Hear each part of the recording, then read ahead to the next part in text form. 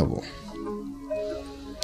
তখন আম্মা কেন জানি ওই দিনকে পোলাওটা রান্না করে নাই, আমি নিজেও বলতে পারবো না যে কেন উনি ওই দিনকে পোলাও রান্ধে নাই। তো তখন হচ্ছে গের আমার পরের দিন বলল যে ভাইয়া আমি পোলাও খাইতে চাইছিলাম, দেখছো আম্মা আমার সাথে রাগ করে পোলাও বানাইলো না। আর ওইখান থেকে শুরু করে আমি আজ পর্যন্ত পোলাও খাই না। নিজের উপরে মানে আমার তার উপরে বলেন আর ফ্যামিলির উপরে বলেন, মানে টোটাল একটা ইমোশনাল কাজ নিয়ে আমি আজ পর্যন্ত পোলাও খাই না।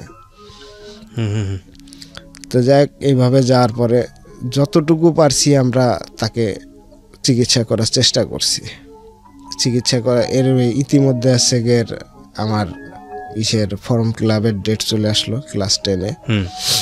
তখন আর্থিক অবস্থা খুব খারাপ থাকার কারণে ফর্ম ক্লাব করতে মানে সরি তখন হচ্ছে গিয়ে কেবল ক্লাস 10-এ উঠছি।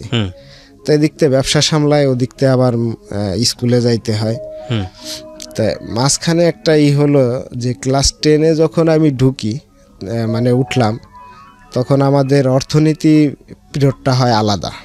জি, মানে আমাদের সেকশনটা পার হয়ে আমি বি সেকশনে পড়তাম, বি সেকশনটা এই সাইডে দিয়ে আপনার এ সেকশনে যে অর্থনীতি। তখন আপনার ভাই বেঁচে আছে? হ্যাঁ তখনও আছে। আচ্ছা, তখন ওর ট্রিটমেন্ট চলতেছে। জি।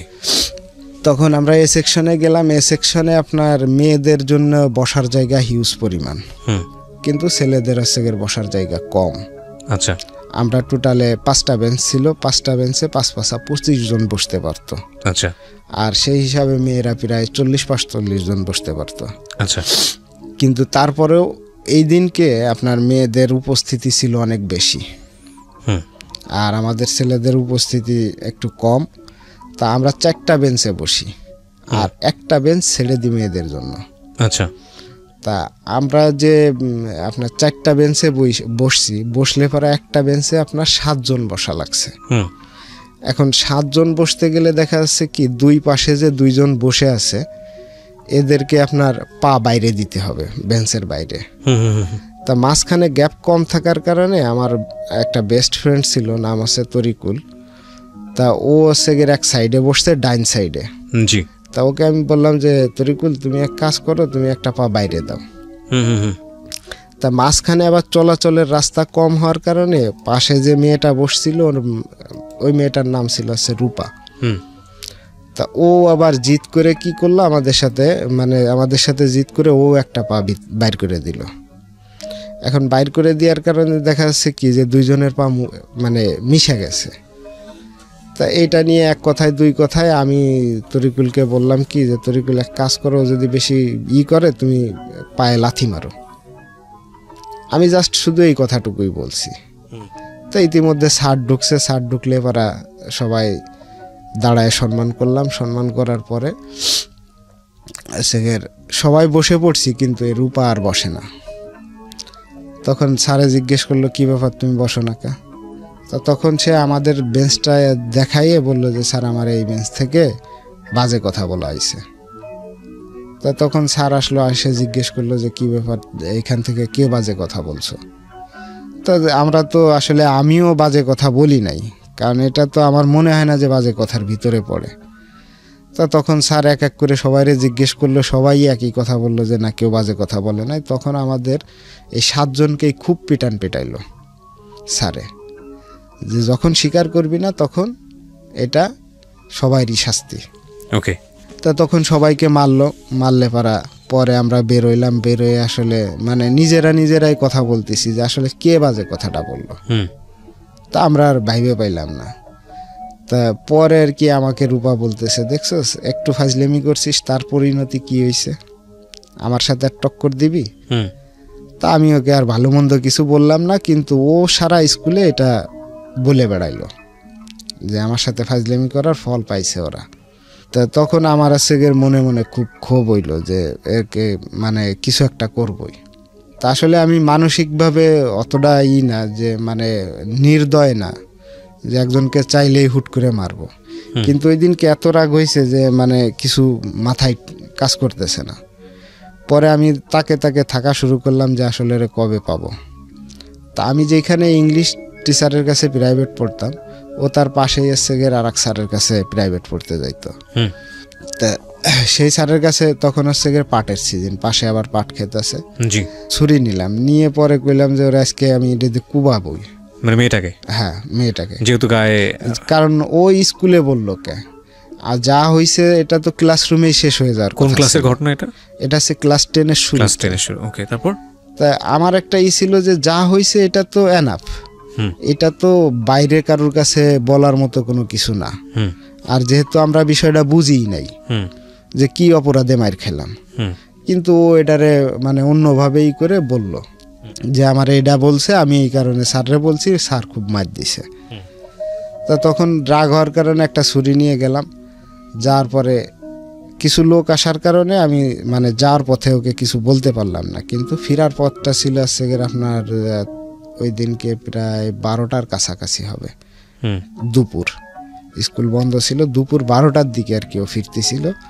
তা তখন হচ্ছে আমি ওর সামনে গেলাম, সামনে যে ছুরিটা বেরও করছি, বের করে ওকে বললাম যে এখন যদি তোরে আমি এটাতে কুবাই তুই কি করতে পারবি। তো তখনও আমাকে একটা কথা বলছিল যে ভাই যা করছি ভুল করছি, কিন্তু আপনি এটা দিয়ে আমার একটা কোপ দিলে পারাও আমার এই ক্ষতটা কিন্তু আপনি জীবনে কোনোদিন সারতে পারবেন না, এই ক্ষতটা আমার থাইকেই যাব। আমি আর একজনকে মানে যে যখন ক্ষতটা দেখবো আমি তার কি প্রশ্নের উত্তর দেব। তা আমি তখন বললাম যে ঠিক আছে, আমি তো নয়তো তোরে কোপ দিলাম না, কিন্তু তুই তো আমার লাইফটা বরবাদ করে দিলি।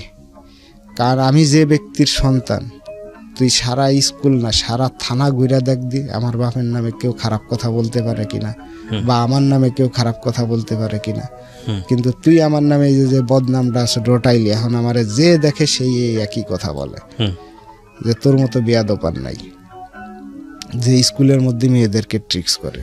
আপনারা শুনছেন প্রাণ মিস্টার ম্যাঙ্গো ক্যান্ডি প্রেজেন্স জীবন গল্প। আমি আরজে কিবরিয়া আপনার সঙ্গে রয়েছি, এবং কথা না বাড়িয়ে আমার যিনি গেস্ট আছেন তার কাছেই ফিরতে চাই। আর এই অনুষ্ঠানে যদি আপনারা আসতে চান নিজের জীবন গল্প বলার জন্য, আমাদেরকে ফোন করবেন। আমাদের ফোন নাম্বার হচ্ছে 09611904904। আরও একবার বলছি 09611904904। আর আমাদের আজকের এই গেস্টকে যদি আপনি দেখতে চান প্লিজ চলে আসবেন আমার ইউটিউব চ্যানেলে। আমার ইউটিউব চ্যানেলের ঠিকানা হচ্ছে www.youtube.com/RJKibriya.fm। আমি আবারও বলছি www.youtube.com/RJKEBRIAFM। চ্যানেলটি আছে কিবরিয়া আরজে নামে। Please like this channel. Okay, যেখানে আমরা ছিলাম তারপর কি হলো? তখন ওই দিনকে আমি আর ওরে কিছু বললাম না, ওরে ছেড়ে দিলাম যে যা ঠিক আছে, তুই যখন তোর ভুল স্বীকার করছিস, হয়তো আমার লাইফটা হয়েছে, কিন্তু আর একজনের ক্ষেত্রে তুই হয়তো এই ভুলগুলো আর করবি না। পরবর্তীতে আরও 7-8 দিন আমি স্কুলে গেলাম, কিন্তু এই সবাই একই কথা বলার কারণে আমার স্কুলের প্রতি থেকে খুব মন উঠে গেল, এবং আমি লেখাপড়া বন্ধই করে দিলাম। যে এত প্রবলেম ফেস করে কয়েকটা বিষয় আমি পয়েন্ট করছি, এটা এই জায়গা থেকে আপনি আরও বলবেন। আপনি কোনো একটা বিষয় নিয়ে দুঃখ পেলে খুব টাফ একটা ডিসিশন নিয়ে ফেলেন, এবং সেটা এককভাবে, কারোর সাথে ডিসকাস করার দরকার নেই, কিছু করে কারোর সাথে বলতে আমি যদি আপনি আমার পুরো ঘটনাটা শুনেন তাহলে আপনি হয়তো হতভম্ব হয়ে যাবেন যে একটা মানুষ একটা খেয়াল রাখবেন প্রিয় শ্রোতা, এটা এক ধরনের মেন্টাল ডিসঅর্ডার, এবং ওনাকে আজকে এখানে আমি হাইলাইট করছি। এরকম অসংখ্য মানুষ আমাদের সোসাইটিতে আছেন। কোনো একটা ঘটনা যেটাকে হয়তো জীবনে এত বড় করে নেওয়ার কোনো প্রয়োজনই নাই, সেটা হয়তো ব্যক্তিগতভাবে সে অনেক বেশি বড় করে নিজের জীবনে নিচ্ছেন, এবং নিজের জীবনের স্বাভাবিক যে গ্রোথটা থাকে সেটাকে সে সম্পূর্ণরূপে বিনষ্ট করে দিচ্ছেন। এবং এই লোকটা হচ্ছে তার একটা বেস্ট এক্সাম্পল আজকের এই জীবন গল্পে। আমরা স্টেপ বাই স্টেপ সামনের দিকে আগাবো। হ্যাঁ বলেন। তারপর বন্ধ করে দিয়ে ব্যবসার দিকে একটু নজর দিলাম, কিন্তু তারপরে ওই যে ভিডিও গেমস খেলার যে একটা নেশা, এটা কিন্তু আমার ভিতরে তখনও বিদ্যমান। এটা হচ্ছে কি যে একাকিত্বটা কাটানোর, যে ছোট ভাই যে অসুস্থ, এই কথাটা যাতে মনে ওঠে তখন হচ্ছে খুব কষ্ট লাগে, যার কারণে একটু হাসি খুশি নিজে থাকার জন্য আমি গেমসে যাইতাম। ওকে, যেটার কারণে ব্যবসায় খুব আবার এটার প্রভাব পড়ে। এরপরে আমার ছোট ভাইটা মারা যায় 23শে নভেম্বর 2003-এ। ওকে, তো নভেম্বরের শুরুর দিকে খুলনা 250 বেড থেকে ছেড়ে দিল ডাক্তারে, যে আর কিছু করা পসিবল না, আপনি বাসায় নিয়ে যান, যা খাইতে চাই ভালো মন্দ খাইতে থাকেন, আর যত দূর পারেন সেবা যত্ন করেন। ওকে, মাঝখানে আমি একটা কথা বলে যাই, এটা কি আমার ছোট ভাইকে প্রতি সপ্তাহে 4 ব্যাগের মতো রক্ত দিতে হতো। আচ্ছা আচ্ছা। যেটা কালেক্ট করতো সম্পূর্ণ বাইরের থেকে। হ্যাঁ। তো তখন আমার শারীরিক অবস্থা এতটা ভালো ছিল না, কিন্তু তারপরে আমি বলছিলাম যে আমার ব্লাডটা আপনি একবার হইলেও দেন।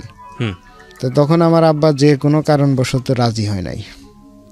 আর রাজি না হওয়ার কারণে আমি গত 4 মাস আগে সেগের আমার ব্লাড গ্রুপ টেস্ট করি। আচ্ছা। যেটা আমার প্রয়োজনে আমি ব্লাড গ্রুপটা টেস্ট করি।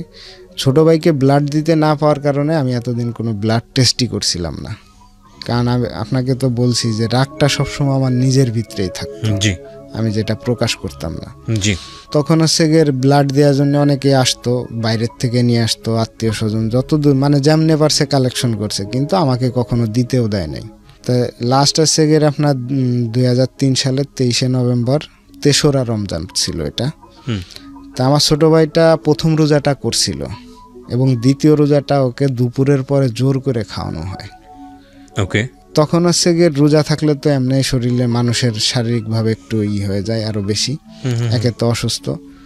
আর 3রা রমজান থেকেই মানে ও কেমন জানি একটু উদ্ভট মানে কথাবার্তা বলা শুরু করে। হ্যাঁ, আর ও হচ্ছে গিয়ে চোখে দেখা, চোখটা আগেই হয়ে গেছিল, এটা প্রায় ক্যান্সার ধরা পড়ার 5-6 মাস পরে। মানে দেখতো না, চোখে দেখতো না। কিন্তু ও সবকিছু মানে সবাইকে একটু বলতো যে সবাই একটু জোরে জোরে আমার সাথে কথা বলো, মানে কানেও কম শুনতো। মানে কানে কম শোনা না, মানে ও জিনিসটা উপলব্ধি করতে চাইতো মন থেকে। আচ্ছা। মানে আস্তে কথা বললে হয়তো আপনি মনে করবেন কি যে আপনাকে অ্যাভয়েড করে কিছু বলা হচ্ছে। ও আচ্ছা আচ্ছা, বুঝতে পারছি। মানে ও আসলে বলতো আমার সঙ্গে নরমাল থাকো তোমরা। হ্যাঁ, মানে আপনি যদি আমার সাথে মানে সিম্পলি কথা বলেন, হয়তো 2-1টা কথা মিস হইলে হয়তো আপনার মনের ভিতরে হইতে পারে যে যখন আপনি দোষী থাকবেন, আপনার পাশে কিন্তু একজনের কথা বললে সে এটা মিন করতে পারে যে আমাকে মনে হয় ছোট করা হচ্ছে। তা এই কারণেও বলতো যে তোমরা আমার সাথে যা কথা বলবা বা আমার সামনে যা কথা বলবা একটু জোরে বলো। আচ্ছা। মানে ও এটাই বুঝাইতে চাইতো যে ওর সম্পর্কে খারাপ কেউ বলে কিনা বা ও অসুস্থ আছে এটা নিয়ে আমরা কখনো করি কিনা। হ্যাঁ, এইটার জন্য আর কি এইটা করতো। তা 3রা রমজান রোজার মানে আসরের পরে মানে সবাই পানি খাওয়াইতে আসছে, মানে মুখে পানি দেওয়ার জন্য। কারণ সবাই মানে কিছু রোগীদের ক্ষেত্রে হয়তো বোঝা যায় এটা যে হয়তো আর বেশিক্ষণ থাকবে না, তো সেই হিসাবে সবাই পানি খাওয়াইতে আসলো। আশপাশে যারা ছিল সবাই পানি খাওয়াইলো। আমি তখন হচ্ছে দোকান থেকে কেবল আসি, তা আসলে পারা আমারে বললো যে তুই ছোট বাইরে পানি খাওয়া। তখন আমি বললাম কেন, আমি পানি খাওয়াবো না। বললো যে দেখ, মানুষ কেউ হয়তো কারোর ভালোবাসার টানে হয়তো পৃথিবীতে কষ্ট করে যায়, এখন তুই যদি এর দাবি না ছাড়িস তাহলে হয়তো এইভাবে কষ্ট করে আরো 2-1 দিন থাকবে, কিন্তু তোর সবচেয়ে ভালো তুই এর দাবি ছেড়ে দে, ছেড়ে দিয়ে পানি খাওয়াই যা। তা আমি বললাম যে না, পানি খাওয়াবো না আমি। সবাই অনেক জোরাজোরি করলো, করার পরে পানি খাওয়াইলাম। ইতিমধ্যে সেগের মাগরিবের সময় কাছায় আসলো। মাগরিবের সময় কাছায় আসলে পরে ওই এলাকায় আবার সব মসজিদে ইফতারি দেয়। ইচ্ছা ছিল যে বাসায় সেরকম ইফতারি করতে পারবো কিনা, মসজিদে একবার ইফতারি করে হুজুরটা বলবো যে দোয়া করেন, দোয়া করে আমি চলে আসবো বাসায়। কিন্তু ইফতারির সবাই সামনে নিয়ে বসে আছি, আজান দিবে দিবে ভাব, আর 2-1 মিনিট সময় আছে। তখন আমাদের পাশের এক হিন্দু ছেলে যায় বলল যে আমার ছোট ভাই মারা গেছে। তখন আসলে ইফতারি করব না কি করব ঠিক পাচ্ছি না, যে একবারে ঠিক ইফতারির সময় কেন যাইতে এলো। আগে যাইতো একটু সময় পাইতাম, হয়তো কাছে থাকতে পারতাম, একটু আগে পরে হইলে তো একটু মনটা ঠান্ডা বুঝ দিতে পারতাম যে না আমি পাশে ছিলাম। যাই ইন্তেকাল করলেন। ইন্তেকাল করার পরে আমাদের ফ্যামিলিগতভাবে সবাইকে খবর দেওয়া হলো। তখন আবার আমার দাদি কিন্তু জীবিত, তো ওনাদেরকে খবর দেওয়া হলো সবাইকে, চাচাকে সবাইকে খবর দেওয়া হলো। তা তখন আমার চাচাও আসলো না, দাদাও আসলো না, দাদিও আসলো না। আমার হচ্ছে 4 ফুফু, 4 ফুফুর মধ্যে 3 জনে আসলো, একজনে আসলো না। তা এইটা নিয়ে আসছে গের আমার আবার মনে আবার একটু রাগ, যে আত্মীয় স্বজন আমার ছেলেটা মারা গেছে দেখতে পর্যন্ত আসলো না। মাঝখানে একটা কথা বলে রাখি, তখন কিন্তু আমার আব্বা আবার ছিল না, মানে লোহাগড়াতে ছিল না, উনি তখন খুলনাতে ছিল। উনি আসছে মৃত্যুর পরের দিন সকালে। আচ্ছা। মানে উনি এসে জাস্ট জানাজাটা ধরতে পারছে, কেউই আসলো না। তখন অবশ্য দাদি চেষ্টা করলেও আসতে পারতো না, কারণ তখন হচ্ছে ওনার প্যারালাইজড। তো তখন আমি আমার আব্বাকে বললাম যে আসলে এখন আমরা তো এখানে ভাড়া থাকি, আমার আত্মীয় স্বজন যা আছে সবই তো গ্রামে, তা আমাদের একটু কষ্ট হইলে পরেও ছোট ভাইয়ের লাশটা আমরা এলাকায় দাফন করি। তো তখন উনি আবার কি চিন্তা ভাবনা করে বলল যে না, আমরা করব না, আমরা এখানেই দাফন করব। তো তখন হচ্ছে লোহাগড়া গোরস্থানে ওনাকে দাফন করা হয়। দাফন করার পরে যে মোটামুটি সব কিছু একটু নর্মালি হয়ে আসতেছিল, তখন হচ্ছে আব্বার আবার একটু মানে মেন্টালিটি সমস্যা দেখা দিল। মানে হালকা হালকা মানে মানসিকভাবে অসুস্থ বলতে চিন্তাগ্রস্ত থাকলে পারা যেরকম সবকিছু পারফেক্টলি করা যায় না সেরকম। তো যাই হোক, মোটামুটি ব্যবসার দিকে আবার একটু ব্যবসা চাঙ্গা হইলো, ভালোই চলতেছিল, কিন্তু ওনার মেন্টালিটি প্রবলেমগুলো বাড়তে শুরু করলো। তখন আর কি আমাদের বাড়িওয়ালি যে ছিল, বাড়িওয়ালা, ওনার মেয়ের সাথে আমার আবার একটু সম্পর্ক হয়। আচ্ছা। যেটা ছিল আমার একক মানে একতরফা, যেটা মেয়ের দিক থেকে কোনো ছিল না। কারণ জাস্ট আমি দরজা খুললে তাকে জানলায় দেখতাম, ভাল লাগতো, আর কিছু আচরণ ভালো লাগতো, এই হিসাবে হচ্ছে আমি তাকে খুব পছন্দ করতাম। আচ্ছা। কিন্তু একদিনকে আমি তাকে হাত দিয়ে ইশারা করার কারণে সে আমার ছোট বোনকে বলে দিল যে তোমার ভাইয়া আমাকে এরকম ইশারা করছে। তো তখন আমি বললাম যে ঠিক আছে, আমি আর করব না এটা। তা এরপর থেকে আর কখনো করি নাই, কিন্তু না করার পরেও দেখা যাচ্ছে যে আপনার বছরখানিক পরে মেয়ের বাপে আমাদের কাছে বিয়ের প্রস্তাবই নিয়ে আসে। আচ্ছা। ওই মেয়ের সাথেই আমার, কিন্তু এই যে ইটা আমার নামে করছিল, এটার কারণে আমার মনের ভিতরে যে রাগটা ছিল, এই রাগের কারণে এই মেয়ে আবার আরেকজনের সাথে অ্যাফেয়ার করছিল। এদের ডেটিং করার জায়গা আবার আমি নিজেই ঠিক করে দিছিলাম। তো এটাতে আপনার ফায়দাটা কি? মানে ফায়দাটা বলতে আসলে যার সাথে সে অ্যাফেয়ার করছিল সে আমার বন্ধু। হ্যাঁ। এখন আমি তার সাথে সম্পর্ক করতে চাইছিলাম, এটা আমার বাসায় জানাই দিব, এই ভয় দেখানোর কারণে আমি ওদেরটা মানে মাইনে নিয়েছিলাম যে ঠিক আছে তোমরা ডেটিং করো। হ্যাঁ।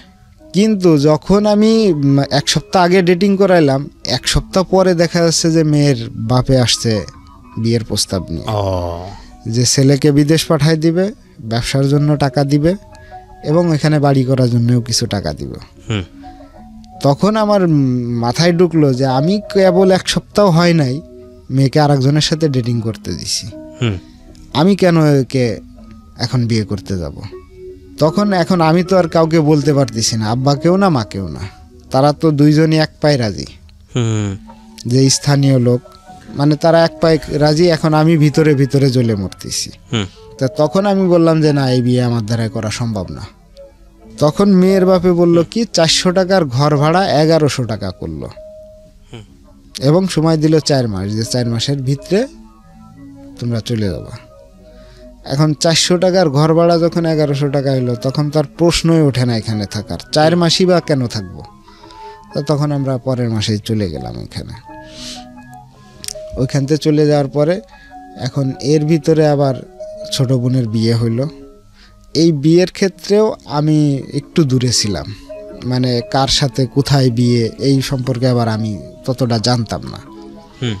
তো যাক, বিয়ে হয়ে গেল, কিন্তু এদিক থেকে বাপের আবার মেন্টালিটি সমস্যা একটু বাড়তে থাকলো। বিয়ে কার হলো? ছোট বোনের মাঝখানে ছোট বোনের বিয়ে। হ্যাঁ। এখন এই বিয়ে হওয়ার পরে আমাদের মানে আর্থিক অবস্থা আবার একটু ভেঙে পড়ে। আবার আব্বা মানে আব্বু থাকার কারণে ব্যবসা ততটা আগাইতো না। এখন না আগাইলে পরা হঠাৎ একদিনকে ওইখানের এক স্থানীয় লোক বলতে উনি পৌরসভা হওয়ার পরে ফার্স্ট নির্বাচন হইব, ওনাকে আর কি আব্বা মারল। কাকে? ওইখানের আপনার ওনার নাম ছিল পলিটিক্যালি একজনকে মারলো বলতে আপনার এই যে পোস্টার যে ছাপায়, এই পোস্টার ছাপানো নিয়ে আর কি একটু বাকবিতণ্ড হওয়ার কারণে ওনাকে মারলো। এখন মারলে পারা দেখা যাচ্ছে যে এটার প্রেশার খুব অনেক প্রেশার আসলো। এখন আমার এই যে বন্ধু বান্ধব যা আছে, আর মনে করেন যে আব্বুর যে ইসের কারণে যে একটা তৈরি হয়েছিল, এইটা দিয়ে ম্যানেজ করতে খুব কষ্ট হইতে লাগলো। আপনি ব্যাকআপ দিতে পারছিলেন না মানে আপনি কি বোঝাচ্ছেন, মানে বাবার জন্য ব্যাকআপ দেওয়া? হ্যাঁ, মানে গ্যাঞ্জামটা একটু যে কোনো ভাবে হোক মেটানো। হ্যাঁ, মেটানোর জন্য। তখন আপনি কিসে পড়তেন? আমি আসলে তখন লেখাপড়া বাদ দিয়ে দিছি, ওই মেটার ঘটনাকে কেন্দ্র করে লেখাপড়াটা বাদ দিয়ে দিয়েছেন? ওইখানেই বাদ দিয়ে দিছি। জি। তো এখন এইটা এই মীমাংসার জন্য মানে খুব কষ্ট হইতে লাগলো যে এটা কিভাবে মেটাবো, কারণ আমাদের ওইখানে কোনো আত্মীয় স্বজন ছিল না। যাক, পরে অনেক কিসের পরে এটা যাক একটু ঠান্ডা হলো, কিন্তু তার মাসখানিক পরে উনি আরেকজন পলিটিক্যাল লোকের গায়ে হাত দিল। আচ্ছা। তখন যে দেখা যাচ্ছে যে মানে এইটা আর কখনোই সামাল দেওয়া সম্ভব না আমার একার পক্ষে। তখন আমাদের পার্শ্ববর্তী মানে বেশ দূরে, প্রায় 10-12 কিলোমিটার দূরে আর কি, এক আমার নানার বোন বিয়ে দেওয়া, ওনারা আবার খুব প্রভাবশালী ছিল। তা ওনাকে যে ঘটনাটা বললাম যে আসলে এই ব্যাপার এখন কি করা যায়, তো তখন ওনারা সেগের ঘটনাটা মিটাইলো। এখন আমি চিন্তা করলাম যে আমি যদি এখানে বিজনেস করতে যাই তাহলে এখানে আমাদের ফ্যামিলি সহ মরতে হবে। আচ্ছা। কারণ ওইখানে এইগুলা হর হামেশায় ঘটতেছে। তো তখন আমি চিন্তা করলাম যে আসলে এখন কি করা যায়। তো তখন হচ্ছে গিয়ে আমি মানে ওনাদেরকে বাড়ি চলে যাইতে বললাম, এবং আমি বললাম যে আমি ঢাকায় যে চাকরি করি, 5-6 হাজার টাকা যদি বেতন পাই তাহলে এটা দিয়ে যা হয় এটাই আপনারা খাইবেন। আর তখন হচ্ছে গিয়ে আব্বার মানসিক অবস্থা আরও ভয়াবহ, মানে আরও খারাপ হয়ে গেছে। তো তখন সব কিছু বিক্রি টিক্রি কইরা মানে সব দিনাদায়ক মানে মোটামুটি যা ছিল এটা বাদ দিয়া আপনার 14,000 টাকার মতো পায়। এটা হচ্ছে 2007 আর কি, 14,000 টাকা পায়। এইটা দিয়ে ওরা বাড়ি চলে যায়। তা বাড়ি যাওয়ার পরে আমি ওনাদেরকে বললাম যে 14,000 টাকা আছে, আপনারা এটা আমার বাড়ির উপরে কোনো রকম উপরে টিন দিয়ে মানে কোনো রকম ঘিরে আপনারা থাকেন, এরপরে আল্লাহ যদি দেয় আমি যদি কিছু করতে পারি করব আস্তে আস্তে। তা তখন আমার মামারা আর নানা নানি এখনও জীবিত আছে, ওরা বসে একটা সিদ্ধান্ত নিল কি যে না তুমি চাকরি করো, দেন ওরা আমার এখানে থাক, আমার এখানে খাওয়া দাওয়া করুক, আর তুমি যা কামাই করে দিতে পারো এটা দিয়ে আস্তে আস্তে বাড়ি ঘর দেব। তা তখন আমি আবার আমার নানা নানিকে বললাম যে দেখেন আসলে আপনারা এখানে থাকেন হচ্ছে গিয়ে শ্বশুর বাড়ির এলাকায়, মানে আমার নানা থাকে শ্বশুর বাড়ির এলাকায়। জি। তা আমি তখন ওনাদেরকে এরকমেরই বললাম যে আপনারা থাকেন আপনার শ্বশুর বাড়ির এলাকায়, এখন আমার আব্বাও যদি আবার সেই শ্বশুর বাড়ি থাকে তাহলে এটা মানুষ কিন্তু আরও খারাপভাবে নিব যে ঘর জামাইয়ের ঘরে ঘর জামাই থাকে। তা আমি বললাম যে আপনারা এটা বাদ দিয়ে যা আছে এটা দিয়ে আপনার ছোট্ট করে একটা রুম করে টিন দিয়ে হইল, মানে টিন দিয়ে না হোক যেভাবেই হোক থাকতে। তা ওনরা আমার কথাটা রাখলো না, না রাখলে পরে ওনরা এখানে থেকে গেল। থেকে যাওয়ার পর 3-4 মাস পর ঠিকই সেম একই কাহিনী হইল। আশপাশের লোকজন খুব বাজেভাবে কথা বলতে থাকলো। তখন হচ্ছে গিয়ে ওনরা বাড়িতে চলে গেল। আর আমি তখন হচ্ছে গিয়ে এসে চাকরি নিলাম আমার মামার এইখানে।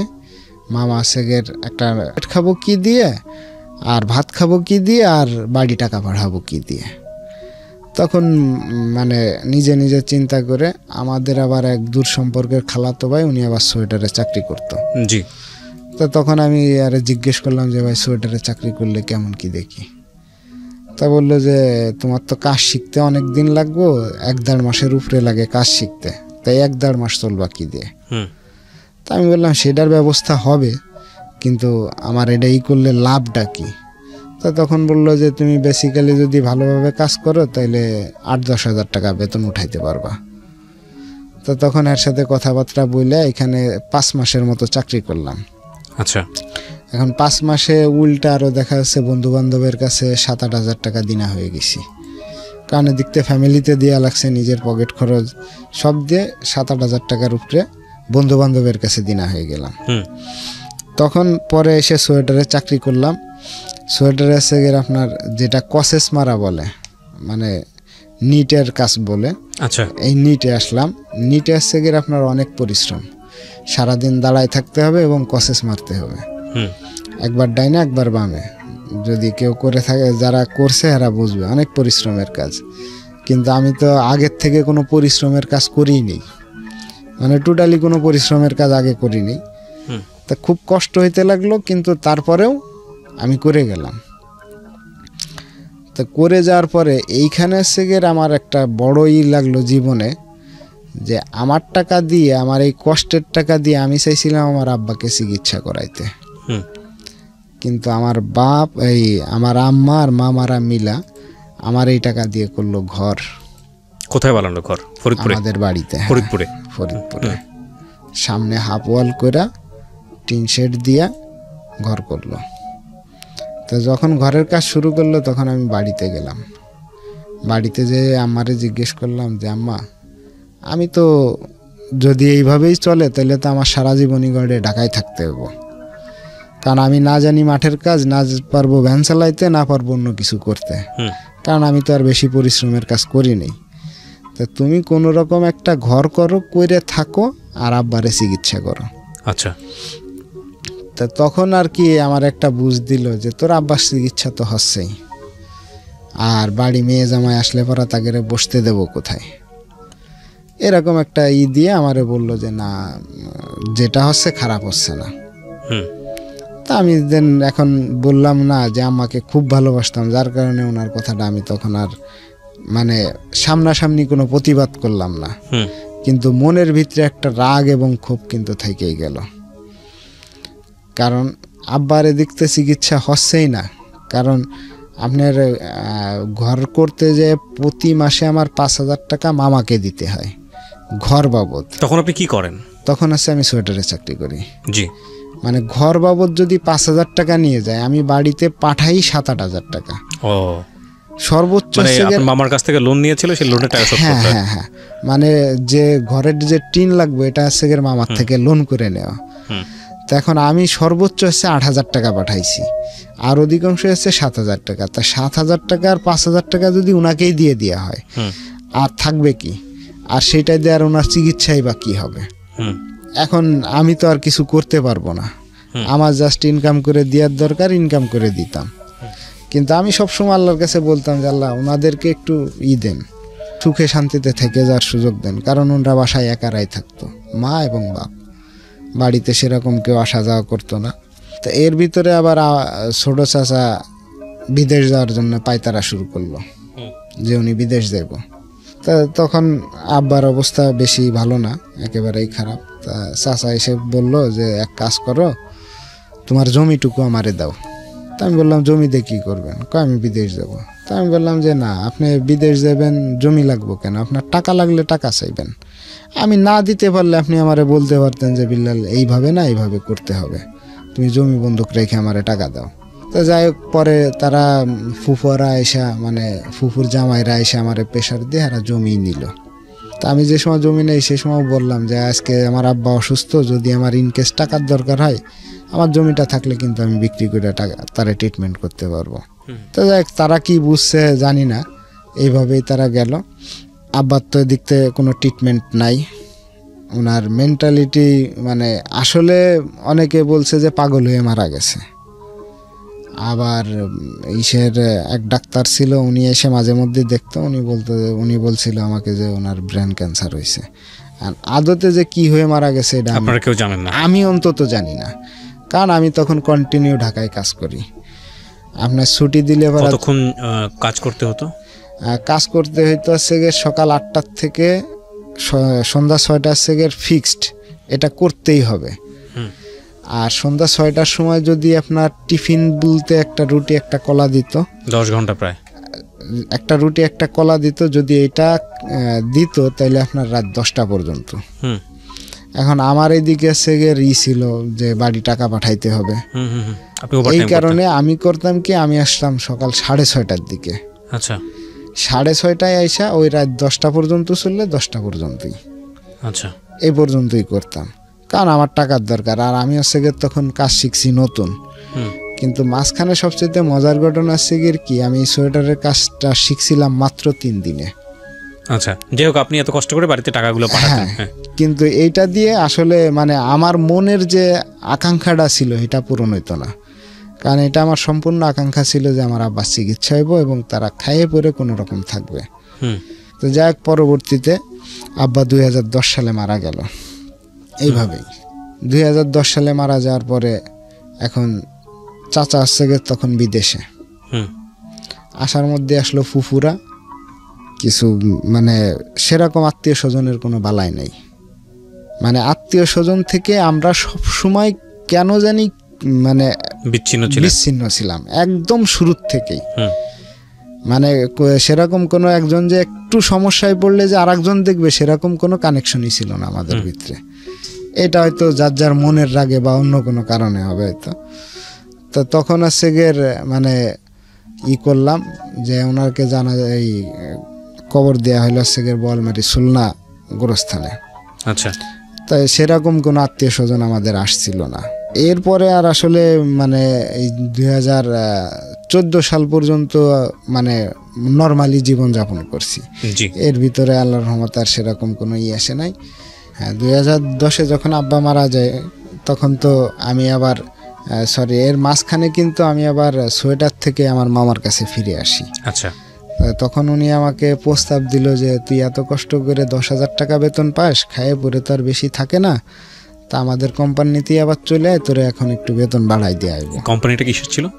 এটা সেগের ওষুধের লেবেল প্রিন্টিং ফ্যাক্টরি, ওষুধের উপরে যে লেবেলটা হয় ওষুধের উপরে লেবেল প্রিন্টিং করেন। হ্যাঁ, তো তখন বললো যে এটা তুই আমার এখানে আবার চলে আয়। তা আমি বললাম যে ঠিক আছে, যদি আপনার মনে হয় যে না ভালো হইব তাহলে আমি চলে আসি। আচ্ছা, তখন ওনাদের ফ্যাক্টরি মোটামুটি আর একটু ভালো চলতেছিল। এখন দিন যাচ্ছে কাজের চাপ বাড়তেছে, দিন যাচ্ছে কাজের চাপ বাড়তেছে। মাঝখানে ওভারটাইম চালু হয়ে গেল যে ওভারটাইম করতে হবে। কিন্তু তখন হচ্ছে গিয়ে আমার এই বড় মামা হচ্ছে গিয়ে ওই ফ্যাক্টরির ম্যানেজার হিসাবে পরিচালক হিসাবে ছিল। এখন পরিচালক হিসাবে থাকার কারণে আমাকে দেখা যাচ্ছে কি যে ওভারটাইমটা কম দেওয়া হইতো। আচ্ছা, আমি 2 ঘন্টা ওভারটাইম করলে আমার 1 ঘন্টা দিত। তা আমি এটা নিয়ে ওনার সাথে অনেকবার কথা বলছি যে আপনি আমাকে কম দিবেন কেন। তা উনি একটা কথা বলতো যে দেখো, আসলে আমি যদি তোমারে পারফেক্টলি সবই দিই তাহলে হয়তো কোনো সময় ম্যানেজমেন্ট জিজ্ঞেস করতে পারে যে বাইগনা বুল্লা কি বেশি হয় নাকি। আর আমি সবসময় একটু কাজ করার প্রতি আগ্রহ আমার একটু বেশিই ছিল। তো দেখা যাচ্ছে যে আর আমাকে খাটাইতো ওই রকম, পরিশ্রমটা একটু বেশি করাইতো। দেখা যাচ্ছে আমি 7টা-8টা পর্যন্ত করছি, আমার ওভারটাইম উঠছে 1 ঘন্টা। তো এটা নিয়ে ওনার সাথে আমি বহুবার কথা বলছি, বড় মামা হইলেও অনেক সময় তর্ক বিতর্ক হয়েছে এটা নিয়ে। তা উনি একটা কথাই বলতো যে আমি পারবো না, তুমি যা পারো করো গে। কিন্তু ফাইনালি দেখা যাচ্ছে কি যে আপনার ম্যানেজমেন্ট থেকে আমাকে একদিনকে ফোন দিল যে বিল্লাল, তুমি কি শ্বশুর বাড়ি বেড়াইতে আসছো না কোম্পানিতে চাকরি করতে আসছো? আচ্ছা। তা আমি তখন জিজ্ঞেস করলাম কেন স্যার? তা বলল যে সবাই ডিউটি শেষ করে প্রায় 100 ঘন্টার কাছাকাছি ওভারটাইম করে। আচ্ছা। আর তোমার সেইখানে আসছে গিয়ে ওভারটাইমের হার 15 ঘন্টা, 16 ঘন্টা, বড় জোর আসছে গিয়ে 30 ঘন্টা। তার তুমি ফ্যাক্টরি কোনো ম্যানেজমেন্টের কথা তুমি শোনো না, তুমি তোমার খেয়াল খুশি মতো চলো। তখন আমি কাউকে কিচ্ছু না বলে বড় মামাকে খালি বললাম যে আপনি আমার রিজাইন লেটারটা লেখেন, আমি চাকরি করব না। তা এর আগে এই যে মামার সাথে এটা নিয়ে বাকবিতণ্ড অনেকবার হয়েছে, এর কিছুদিন আগে আবার একটু ওনার সাথে বড় ধরনেরই বাকবিতণ্ড হয়। তা তখন আমি বললাম যে আপনি রিজাইন লেটার লেখেন, আমি চাকরি করব না। আমি ওনারে বলি নাই যে আমার ম্যানেজমেন্টের তো এই ফোন দিয়ে এই কথাটা বলছে। ঠিক আছে, হ্যাঁ। তারপর তা তখন উনি বললো যে না আমি পারবো না। তা ওনার পরে যে ছিল তারে বললাম যে আপনি একটা রিজাইন লেটার লিখে রাখেন, আমি কিন্তু চলে যাচ্ছি। তা আমি সাথে সাথে তখনই বেরোয় গেলাম, কারণ আমার তো একসাথে সব দিকে মরার কোনো দরকার নাই। এদিক থেকে কাজ করব বেশি, ওদিক থেকে ম্যানেজমেন্ট আমাকে হেনস্থা করব। তো তখন আমি ওনার ফ্যাক্টরি থেকে চলে আসলাম, চলে এসে অন্য একটা ফ্যাক্টরিতে জয়েন্ট করলাম, মোটামুটি এইখান থেকে বেশি স্যালারিতে। ওকে। কিন্তু এইখানে এসে একটা প্রবলেম হইল হচ্ছে গিয়ে আমার আগে যে সিনিয়র যে লোক ছিল, সিনিয়র যে অপারেটর, আমি জয়েন্ট করাতে তার চাকরি চলে যাচ্ছে। তো তখন সে আবার আমারে বলল যে ভাইগনা, উনি আবার ছিল আমার মামার বেজের, তা উনি বললো যে ভাই না, তোমার জন্য এখন চাকরি যদি আমার চলে যায়, আমি কেবল আসছি এখানে 3 মাস, তোমার মামিরে নিয়ে এখনো বাসা টাসা ভালো করে সেট আপ করতে পারি নাই, তা এখন কি করবা? তা আমি বললাম যে ঠিক আছে, আমি দেখতেছি তাহলে কি করা যায়। তা ওই কোম্পানির মালিক আবার খুব খারাপ ছিল। খারাপ বলতে কি, উনি একটু কিছু হইলে পারায় ওয়ার্কারের গায়ে হাত দিত, মানে ভয় ছিল এই দিক দিয়েও। তা তখন আমারে উনি এসে বললো যে বিল্লাল, ফ্যাক্টরির দায়িত্ব তোমার নিতে হইব, তুমি সব কিছু চালাইবা। তো তখন আমি ওনারে বললাম যে না স্যার, আমি এরকম পারবো না, আমারে সময় দিতে হবে। উনি বললো যে দিন কতদিন সময় নিবা? আমি বললাম যে 6 মাস দেখি তারপরে। তো 6 মাস পরে উনি আমারে আবার নক করলো যে বিল্লাল, আমি তো হারে রাখবো না। ওই দিনকে আর কি উনি আমার সরাসরি বললো যে আমি তো ওকে রাখবো না, তুমি সব কিছু বুঝে নাও। তা আমি তখন ওনাকে মানে এমনি বললাম যে স্যার, আসলে আপনার এত বড় ফ্যাক্টরি আমি একা দায়িত্ব নিয়ে চালাইতে পারবো না। তা উনি আমারে ভালো মন্দ কিছু না বইলা মানে চলে গেল। মানে এইটা নিয়ে এসে গিয়ে ওনার সাথে আমার একটু মন কালাকালি হইল। এইবার কি করলো, এই সিনিয়র যে অপারেটর ছিল মামার বন্ধু, উনি আবার এই স্যারের কাছে বিভিন্ন কথা লাগানো শুরু করলো, মানে কান কথা যেটারে বলে। এক পর্যায়ে ওইখান থেকে আমার চাকরি যাওয়ার আগে আমি চাকরিটা ছেড়ে দিলাম। মানে আমি লাস্টে বুঝতে পারলাম যে হয়তো যে কোনো মুহূর্তে আমারে না করে দিতে পারে। এইটা বুঝলাম কখন, যখন আমাদের এগ্রিমেন্ট হওয়ার কথা, বেতন বৃদ্ধি হওয়ার কথা, তখন সবারই বেতন বাড়ছে, আমারও বেতন বাড়ার কথা। যেখানে 2-3 হাজার টাকা, সেখানে আমার বেতন টোটালি বাড়েই নাই। তখন আমি ভাবলাম যে তাহলে আমার চাকরি মনে হয় থাকবে না, তোর সাথে আমি আগেই চলে যাই। তখন হচ্ছে গিয়ে আমি আগে বেরোয় গেলাম। তো তখন আবার ওনার কথা ছিল যে চাকরি করবে না, ঠিক আছে, 3 মাস সময় আমারে দিয়েই যাইতে হইব। তখন বাধ্য হয়ে 3 মাসের সময় দিয়ে আমি চলে আসলাম। এই 3 মাসের ভিতরে কি করব কোনো উপায়ন্ত না পাইয়া যে আর এক জায়গায় যাব। এখন যেরকম আপনার মনে করেন এই কোম্পানিগুলো অ্যাভেলেবেল হয়ে গেছে, অ্যাভেলেবেল বলতে 20-25টা হয়ে গেছে। তখন আবার এত ছিল না, আপনার 8-10টা ফ্যাক্টরি ছিল, আর সব হাই প্রোফাইলের ফ্যাক্টরি বাকি যেগুলো ছিল। তো তখন কি করার একজনের সাথে পরামর্শ করলাম, এই সোয়েটারের ফ্যাক্টরি করব। প্রিয় শ্রোতা, আপনারা শুনছেন প্রাণ মিস্টার ম্যাঙ্গো ক্যান্ডি প্রেজেন্স জীবন গল্প। আমি আরজি কিবরিয়া আপনার সঙ্গে রয়েছি এবং কথা না বাড়িয়ে আমার যিনি গেস্ট আছেন তার কাছেই ফিরতে চাই। আর এই অনুষ্ঠানে যদি আপনারা আসতে চান নিজের জীবন গল্প বলার জন্য, আমাদেরকে ফোন করবেন। আমাদের ফোন নাম্বার হচ্ছে 09611904904। আরও একবার বলছি 09611904। যেখানে আমরা ছিলাম তারপর কি হলো? এই সোয়েটারের ফ্যাক্টরি করার জন্য নিয়ত করলাম। তখন আছে গিয়ে আমি অনলি 1 লাখ টাকা মূলধন নিয়ে ব্যবসায় নামলাম। 1 লাখ টাকা ব্যবসায় মূলধন নিয়ে নামার পরে যার সাথে আমার কথাবার্তা হইল, মানে যারে দিয়ে এটা চালাবো বা যে এটা মেন চালাইবো, ওর স্যালারি আছে গিয়ে তখন 10,000 টাকা দিতে হবে। আচ্ছা, রাইট। এখন তখন কিন্তু এই যে মানে ব্যবসাটা যে করব এটা কিন্তু কারোর সাথে শেয়ার করিনি, জাস্ট যাকে নিয়ে করব সে আর আমি। অথচ আমার এইখান থেকে মামার এইখানে দূরত্ব হচ্ছে গিয়ে হাইটে আসলে 2 মিনিট লাগবে। সেও কখনো যায় নাই, আর আমি তাকে বলছি কিন্তু বাট সে যায় নাই, কারণ তার এইখান থেকে চলে গেছিলাম রাগ করে, এই কারণে সেও রাগের আগে কখনো যায় নাই। তো যাই হোক, এদিক দিয়ে তারে 10,000 টাকা বেতন দেওয়া লাগতেছে, এদিক দিয়ে ব্যবসা ততটা সুবিধাজনক না। লাস্টে এই করতে করতে আপনার ওইখানে প্রায় 2-2.5 লাখ টাকার উপরে দিনা হয়ে গেলাম। কানের বেতন দিতে হচ্ছে, এদিক থেকে সোয়েটারের সুতা কিনতে হচ্ছে। তো তারপরে একটা সুসময় ছিল যে আমি উঠে যাইতে পারবো, কিন্তু হঠাৎ করে আমাদের দেশে হয়তো মানে খেয়াল আছে কিনা আপনার, এই নির্বাচন তার আগের নির্বাচনটা 14তে হয়েছিল, 14 মানে 13 শেষের দিকে।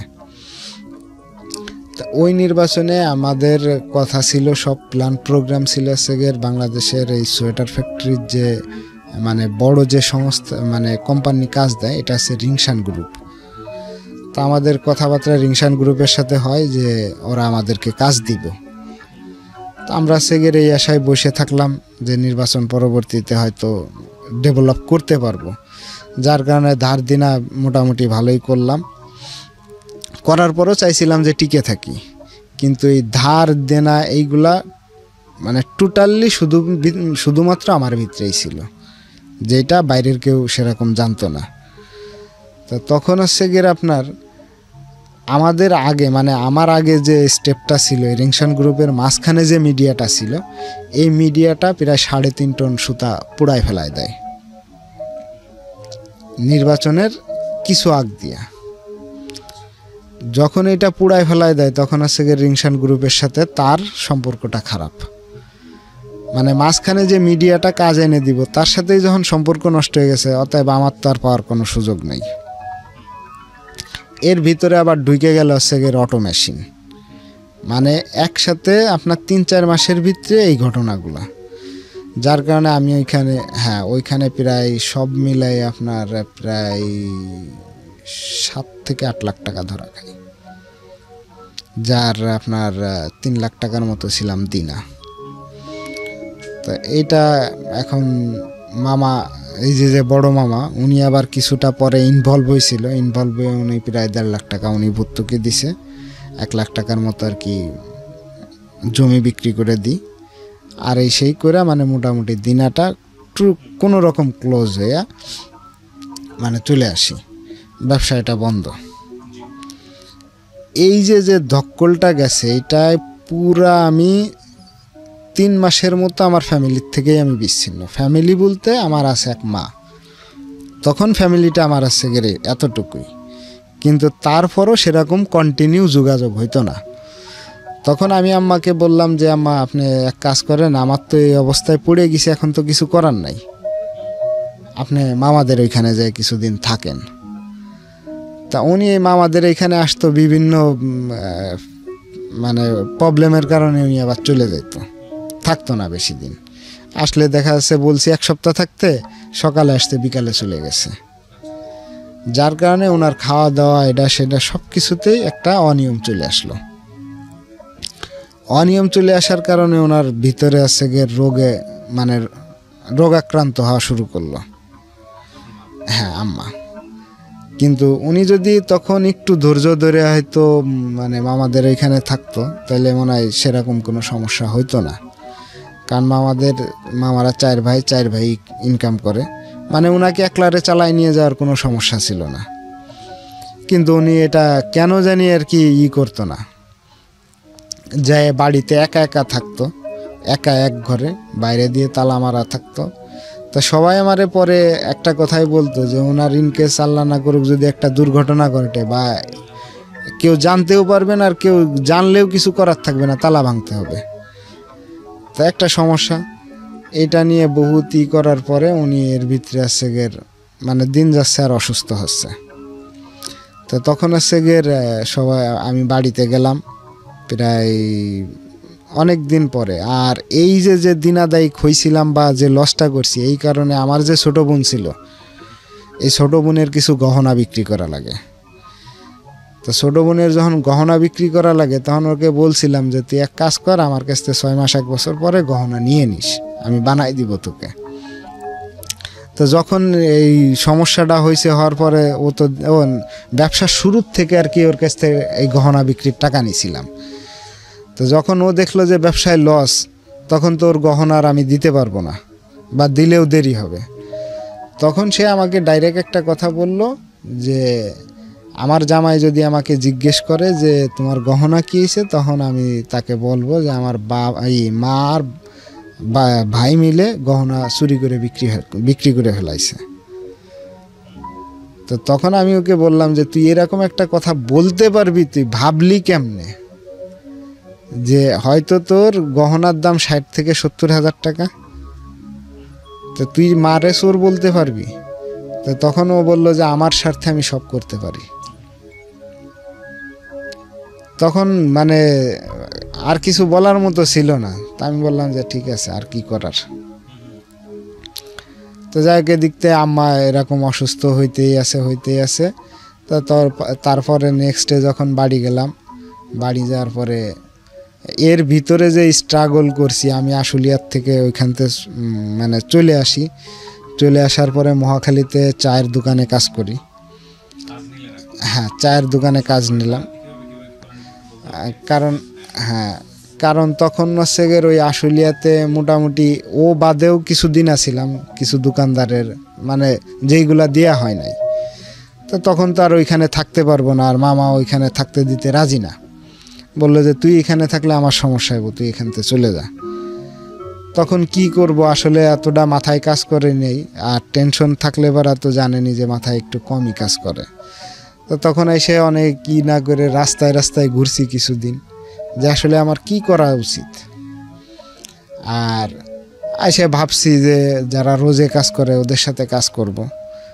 তখন আবার শারীরিক অবস্থা এতটাও ভালো ছিল না যে আমি চাইলে এই কাজ করতে পারবো, কারণ দেখা যাচ্ছে একদিন দুই দিন শুধু পানি বা একটা রুটি খাইয়া রইছি। তা শারীরিক অবস্থা ভালো না থাকার কারণে তখন কারোর কাছে রোজেও ঢুকতে পারি নাই। তারপরে যাক আমাদের এক পরিচিত এক চায়ের দোকানদার ছিল, ও বলল যে এক কাজ করো, আমি তো মাসখানিকের লেগে বাড়ি যাব, তা তুমি আমার চায়ের দোকানটা চালাও। তো এটা হচ্ছে গিয়ে মহাখালী ফ্লাইওভারের তলেই ফুটওভার ব্রিজের ওইখানে ওই চায়ের দোকানটা চালাইলাম 1 মাস। এখন ওই চায়ের দোকান চালাইতে যে দেখলাম কি যে আমার লাভের চাইতে লস, মানে হয়তো কিছু টাকা পাইতাম কিন্তু এটাই কিছু বাকি আর নিজের খাওয়া খরচে চলে গেছে। ওইখানতে আবার কি করলাম, এক বন্ধুবাবুর সাথে কথা বলে এদের কোম্পানিতে সিকিউরিটি গার্ডের চাকরি নিলাম। ওইখানে 6,000 টাকা বেতনের চাকরি নিলাম। 6,000 টাকা বেতনের চাকরি নিলে এখন যেহেতু বন্ধু বান্ধব সবই এক জায়গায়, মানে তখন ওই জায়গায় আবার 4-5 জন বন্ধু বান্ধব হয়ে গেলাম।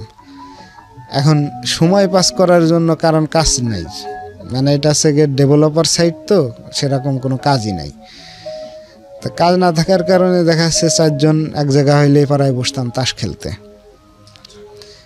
এই তাসটা খেলা হচ্ছে গিয়ে আপনার বেসিক্যালি মানে কিভাবে নেবেন জানি না, 6,000 টাকা বেতন পেলে দেখা যাচ্ছে এই তাস খেলার পিছে 2-3 হাজার টাকা খরচ হয়ে যেত। মানে জুয়া না হইলেও জুয়ার মতো। দেখা যাচ্ছে যে আমরা 29 খেলতাম, বা জুয়ার মতো বলতে আসলে কি, মানে বড় না হইলে পরে এটা জুয়াই বলা যায়, কারণ আমার সামর্থ্যের ভিতরে এটাই জুয়া ছিল। আচ্ছা আচ্ছা, কারণ আমি টাকা দিয়ে বাজি ধরতেন নাকি কোনো কিছু কিনে? টাকা দিয়ে। এখন খাওয়া খরচ দিলে পরে আমি আর আম্মারে সেরকম টাকা পাঠাইতে পারতাম না, আর আম্মাও এর আগে আমার সাথে সেরকম যোগাযোগও করতো না, আর আমার ফোনও তখন আর ছিল না। তা আম্মা এই যে একবার মামাদের বাড়ি আসে আবার যায়, কিন্তু উনি খাওয়া দাওয়া করতো না ঠিক মতো। আচ্ছা, এটা তো আর কেউ দেখাইতো না, আর কাউরে ইও করতো না, মানে মনে মনে আমাদের এটাই এসে গের মনে মনে। তো যাক, পরে উনি অসুস্থ হইলো, পরে আমি বাড়ি গেলাম। বাড়ি গেলে এবার আমারে বললো যে তুমি এক কাজ করো, এখন বিয়ে শাদী করো। তো তখন আমি বললাম যে আমার তো শুরুর থেকে আমি আপনাকে বলে এসছি যে আমি আর জীবনে আর কিছু যেমন তেমন বিয়েটা অন্তত আপনার পছন্দ মতো করতে চাই, কারণ যেহেতু থাকবেন আপনি আর সে, অতএব আপনার পছন্দ মতো আনলে পারাই সবচেয়ে বেটার। এটা বাবাকে বললেন? না, মাকে বললেন। বাবা তো মারাই গেছে? হ্যাঁ, বাবা তো মারা গেছে 2010 সালে। তখন আমাকে বললাম যে আপনার যদি পছন্দ হয় কোনো মেয়েকে আপনি নিয়ে আসেন, আমি বিয়ে করতে রাজি, তাতে কানা খুড়া বুবা আমার দেখার সময় নেই। আপনার সুবিধার্থে বিয়ে করব, আপনি যেটা পছন্দ করবেন সেটাই। তা অনেকে বলতো যে তুমি ঢাকার থেকে একটা বিয়ে করে নিয়ে আসো। আমি তাদেরকে স্ট্রেটলি বলছি যে না, হয়তো সে আমার ওয়াইফ হবে, সব কিছু আমার মানে তার উপরে আমার অধিকার থাকবে বা আমার উপরে তার অধিকার থাকবে, সবই ঠিক আছে, কিন্তু আমি মার পছন্দ ছাড়া আমি বিয়ে করতাম না। আচ্ছা, এটা হচ্ছে আমার শুরুর থেকেই কথা ছিল এটা। তো যাই হোক, আপনার 2014 শেষের দিকে এসে হচ্ছে আমার বিয়ে করাইলো ওনার পছন্দ মতোই। কিন্তু যখন বিয়ে করায় তখন হচ্ছে আমি মানে অর্থনৈতিক অবস্থা তো ভালো না। তো ছোট বোনে 10,000 টাকা দিছিল বিয়ে করার জন্য। জি, আমার পকেট ফাঁকা। 10,000 টাকা দিলে তখন আমি আবার মার কাছ থেকে অন্য লোকের মাধ্যমে 5,000 টাকা নিই, যেটা ধার হিসাবে। তা এই ধারের টাকাটা আর মারে ফেরত দিতে পারি নাই। আচ্ছা, মানে এই টাকাটা আমি ওনারে বলছিলাম যে মা আমার 5,000 টাকা লাগবো, তুমি আমারে দাও, বিয়ে দরকার হয় 2 মাস পরে করাও। তো তখন আম্মা বলছিল যে না তোমার আর আমি 5টা পয়সাও দেব না, আচ্ছা কারণ তুমি আমারে বহুতই করিছো, এখন এই টাকাটা দিছে তোমার ছোট বোনে তোমারে বিয়ে করানোর জন্য। কত টাকা? 10,000 টাকা। 10,000 টাকা, আচ্ছা। ওইখান থেকে এখন আমি চাওয়ার পরে যখন দিল না, তখন আমি আবার মানে অন্য লোকের মাধ্যমে ওইখান থেকে 4,000 টাকা নিয়ে আই। তো 4,000 টাকা নিয়ে এলে পরে কয়েকটা মেয়ে দেখলো, মানে হয় না, মেলে না, মানে যে কোনো কারণবশত মেলে না। তো তখন আমি আম্মারে বললাম যে তাহলে এক কাজ করো, যে কয়েক মাস পরে করো। এর ভিতরে আবার আমার একটা চাকরির কথা হইলো। জি। তো তখন আম্মা কইলো যে না তোমার বিয়ে আমি এইবারই করাবো। তা আমাদের এলাকার মানে ওনাকে ছোট করে বলা ঠিক হবে না, আমার শ্বশুর যিনি মানে মোটামুটি দারিদ্রতার ভিতরে আছে। ওনার ভিটে বাড়ি সেরকম বলতে নাই, ওনার মানে আমার শ্বশুরের ভিটা বাড়ি নাই, আবার উনি নিজেও ইনকাম করে না। আচ্ছা, তো এরকম একটা পরিবার দেখে আপনার বিয়ে করা।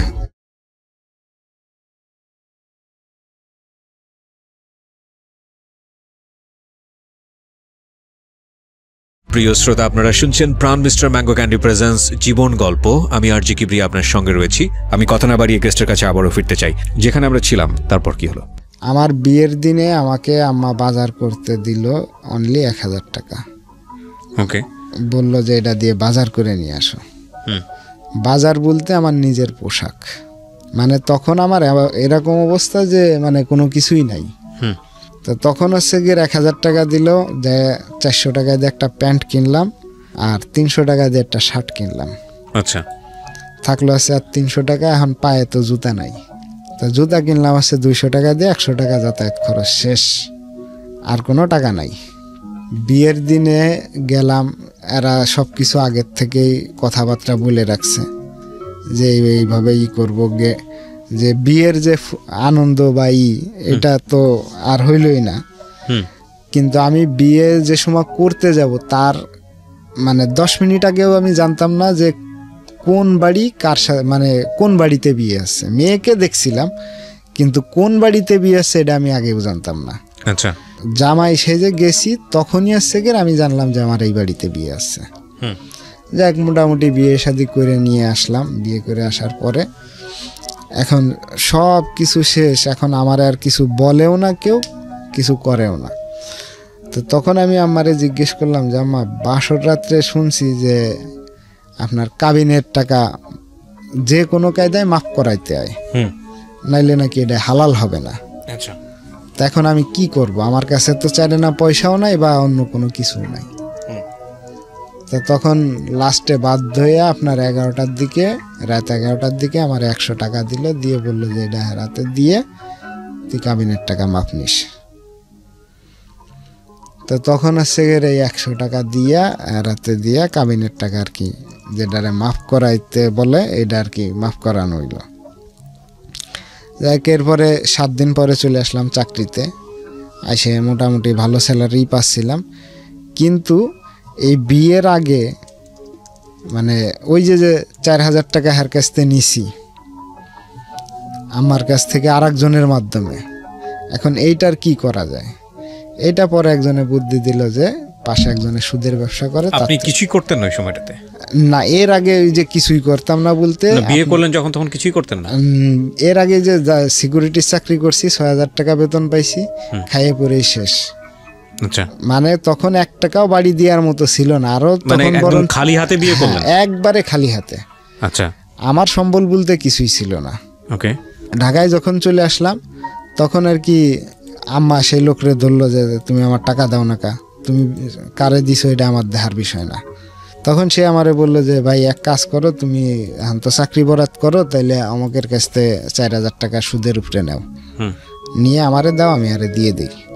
তো তখন আমি কি করলাম যে ঠিক আছে, আমি সামনের মাসে এসে দিচ্ছি। আচ্ছা।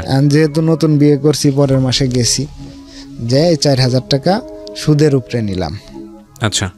এই হচ্ছে গিয়ে আমার লাইফে ফার্স্ট সুদের কারবার। তো সুদের উপরে নিলাম, নেওয়ার পরে আরে দিলাম যে তুমি এবার দিয়ে দাও। তা ওইটা দিয়ে আম্মা কি করছে বা কি না করছে এটা আমি অবশ্য জানি না। এখন 4,000 টাকায় আপনার সুদ হচ্ছে গিয়ে 800 টাকা। এখন আমি তখন বেতন পাই আসছে 7,000 টাকা। আচ্ছা, তাই 7,000 টাকা দিয়ে দেখা যাচ্ছে 1,000 টাকা হারে দিয়ে দিই সুদে, 800 টাকা।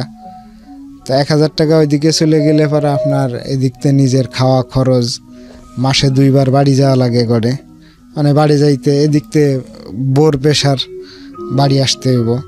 তো দেখা যাচ্ছে যে সব মিলাই ওই যে সুদের টাকাটা দিতাম, এই টাকাটাই আমার উপরে জুলুম। তখন কি করব, 2-3 মাস পরে আবার 5,000 টাকা নিলাম সুদের উপরে। আচ্ছা, সুদ তাহলে এখন হইল হচ্ছে 10,000 টাকা। জি। এই করতে করতে করতে করতে মানে সুদের হার বাড়তে থাকলো।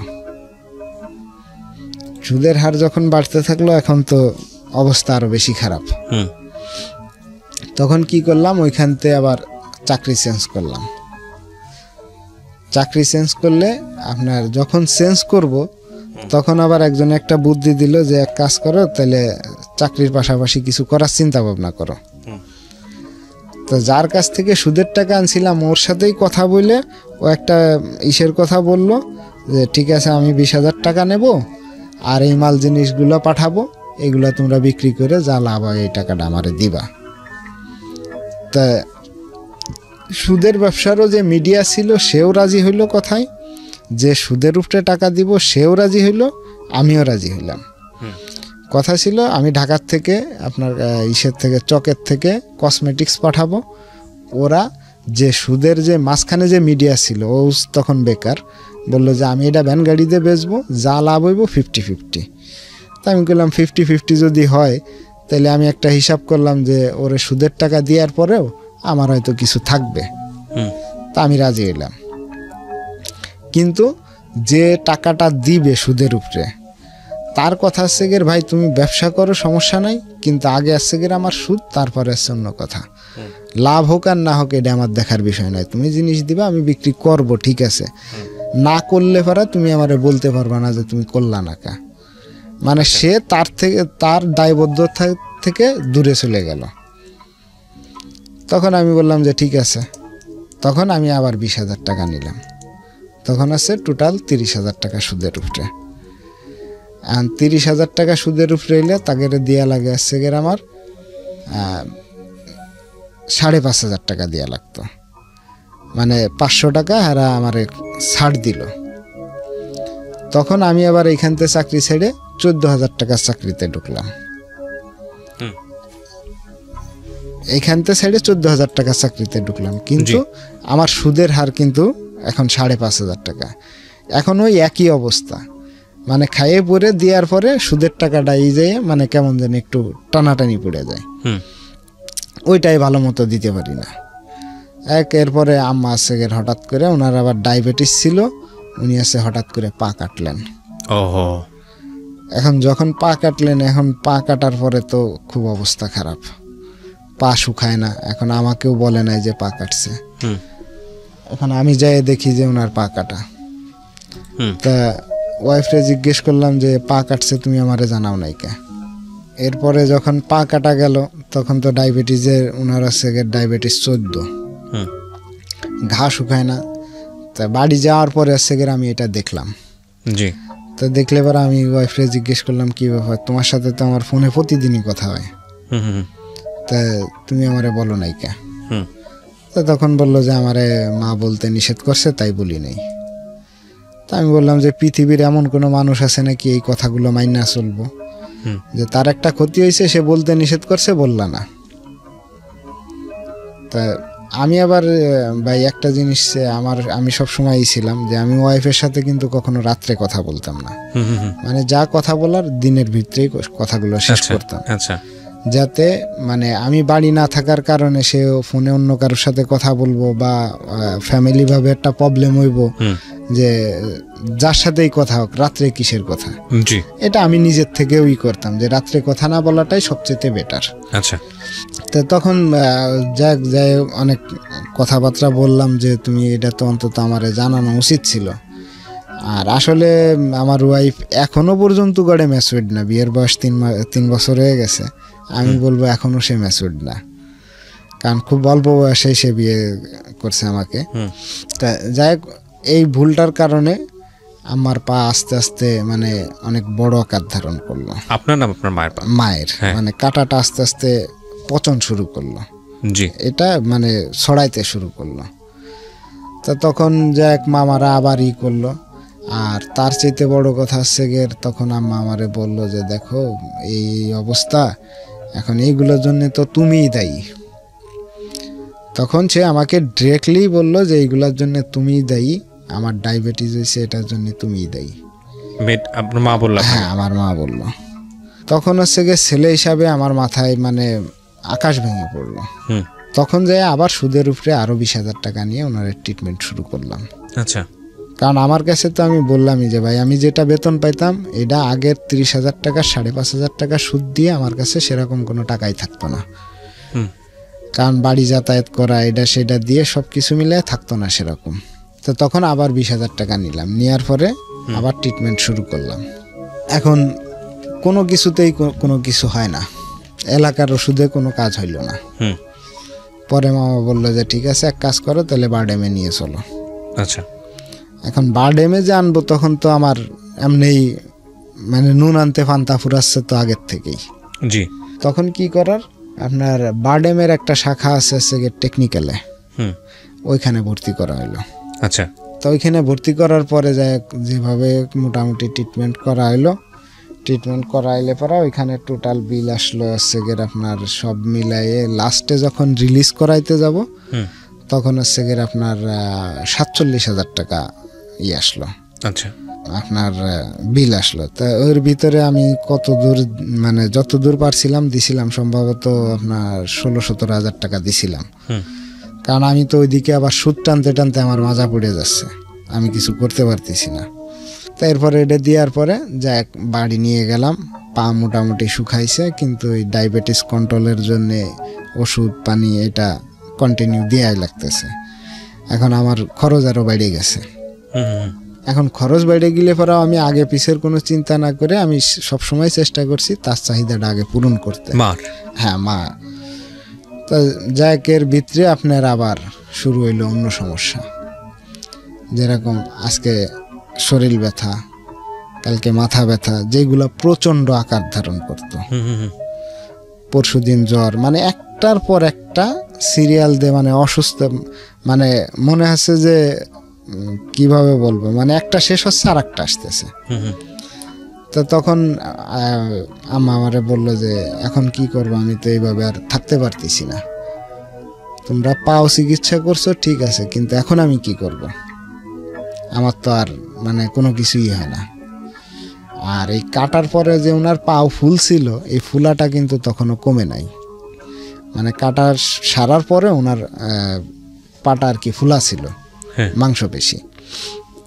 তো এইটা তো আর আসলে চিকিৎসা ক্ষেত্রে আমরা অতটা মানে যারা না বুঝে তারা কিন্তু এই প্রবলেমগুলোতে বেশি পড়ে। জি। তো পরে দেখা যাচ্ছে আজকে মাথা ব্যথা, কালকে বুক ব্যথা, মানে একটার পর একটা আছে। আর এদিকতে বউ অশান্তি শুরু করা ধরছে যে বাড়ি আম্মা এইটা করে এইটা করে, আমার ভাল লাগে না, থাকি দুইজনে, চিৎকার চেঁচামেচি করতেছে মাঝে মধ্যে, এখন কি করার। তা তখন আবার ওনারে নিয়ে আসলাম ঢাকাতে, আচ্ছা, ট্রিটমেন্ট করার জন্য। তো যখন ঢাকাতে ট্রিটমেন্ট করার জন্য আনবো তখন উনি আমাকে একটা কথা বলল যে পকেটে যদি টাকা না থাকে তাহলে আমারে ঢাকায় নিয়ে না। যদি টাকা পকেটে যদি টাকা না থাকে তাহলে আমারে ঢাকা নিয়ে না। আচ্ছা আচ্ছা। তা আমি বললাম যে টাকা আছে। বললো যে টাকা আছে মুখ দিয়ে বললে হবে না, আমারে দেখাইতে হবে। এখন তখন কিবরিয়া ভাই আমার কাছে সম্ভবত 1,002 টাকার মতো ছিল। তবে মাকে ঢাকায় নিয়ে কি করবেন? ওনারে ট্রিটমেন্ট করতে হবে। আচ্ছা। কারণ ওনারও যে বললাম না যে একটা সমস্যা শেষ হচ্ছে আর একটা আসতেছে, এটা কারণ ডায়াবেটিসটা কন্ট্রোলে ছিল না যেটা মনে হয়। হ্যাঁ, ডায়াবেটিসটা কন্ট্রোলে থাকা না থাকা এটা সেগের আসলে ওই সময় মিন করি নাই। ওই সময় ডায়াবেটিস কন্ট্রোলে ছিল, সমস্যা ছিল অন্য জায়গাতে। আচ্ছা, তারপর তো তখন আমারে বললো যে বাবা যদি টাকা না থাকে তাহলে আমারে ঢাকা নিয়ে না, কারণ আমি ভাই গেরে আর কোনো প্রেশার দিতে চাই না। আচ্ছা। কারণ ওনার ভাইরা প্রেশারে পড়ছে, এক আব্বা মারা যাওয়ার আগে যখন ওই যে লোহাগাড়ার থেকে বাড়ি যাওয়ার আগে ওইখানে 3 মাস ছিল। এই একটা ভাইদের উপরে প্রেশার পড়ছে। আমি ব্যবসায় লস করার পরে 1.5 লাখ টাকার মতো তারা দিছে এই একটা প্রেশারে। আবার এই পা কাটাতে আপনার, জি বুঝতে পেরেছি। হ্যাঁ, তারপর তা উনি বললো যে আমি আর ভাইদের প্রেশার দিতে চাই না। তা আমি বললাম যে তাইলে আমারে কি করতে হবে? কয় তুমি যদি আমারে টাকা দাও তাইলে আমি যাব, নাইলে যাব না। তা তখন আবার আমি কি করলাম, আগে ছিল কিন্তু 50,000 টাকা সুদের উপরে, 30 পরে 20, এখন আবার কি করলাম, আবার 20,000 টাকা নিলাম। আচ্ছা, আরো 20,000 টাকা নিলাম, নিয়ে ওনার হাতে দিলাম, বললাম যে এই যে টাকা আছে নেন। পরে ওনারে ঢাকায় নিয়ে আসা হইলো। ঢাকায় নিয়ে আসার পরে ওনারে প্রথমে দেখানো হইলো কিডনিতে আপনার এই যে শ্যামলী হসপিটালের নামটা আছে কিডনি। জি, তারপর মানে যে কোনো ইসের কারণে ওনার কিডনি প্রবলেমটা, আগে থেকে দেখানো হয়েছিল আপনার শাহজাহানপুরে।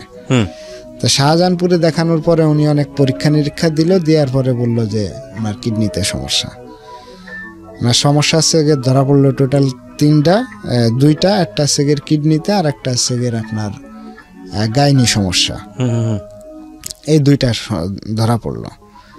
তা এইখানের এই ডাক্তারের নাম আমার মনে নাই, ওনার কারণে সেগের আমরা বেশি প্রবলেমে পড়ছি। আর দ্বিতীয়ত আমাদের অর্থনৈতিক অবস্থা বেশি ভালো থাকার না থাকে এটা কোনো কথা না, আমরা সঠিক সাজেশনটা পাইনি। চিকিৎসার যে সঠিক সাজেশনটা এটা আমরা পাইনি।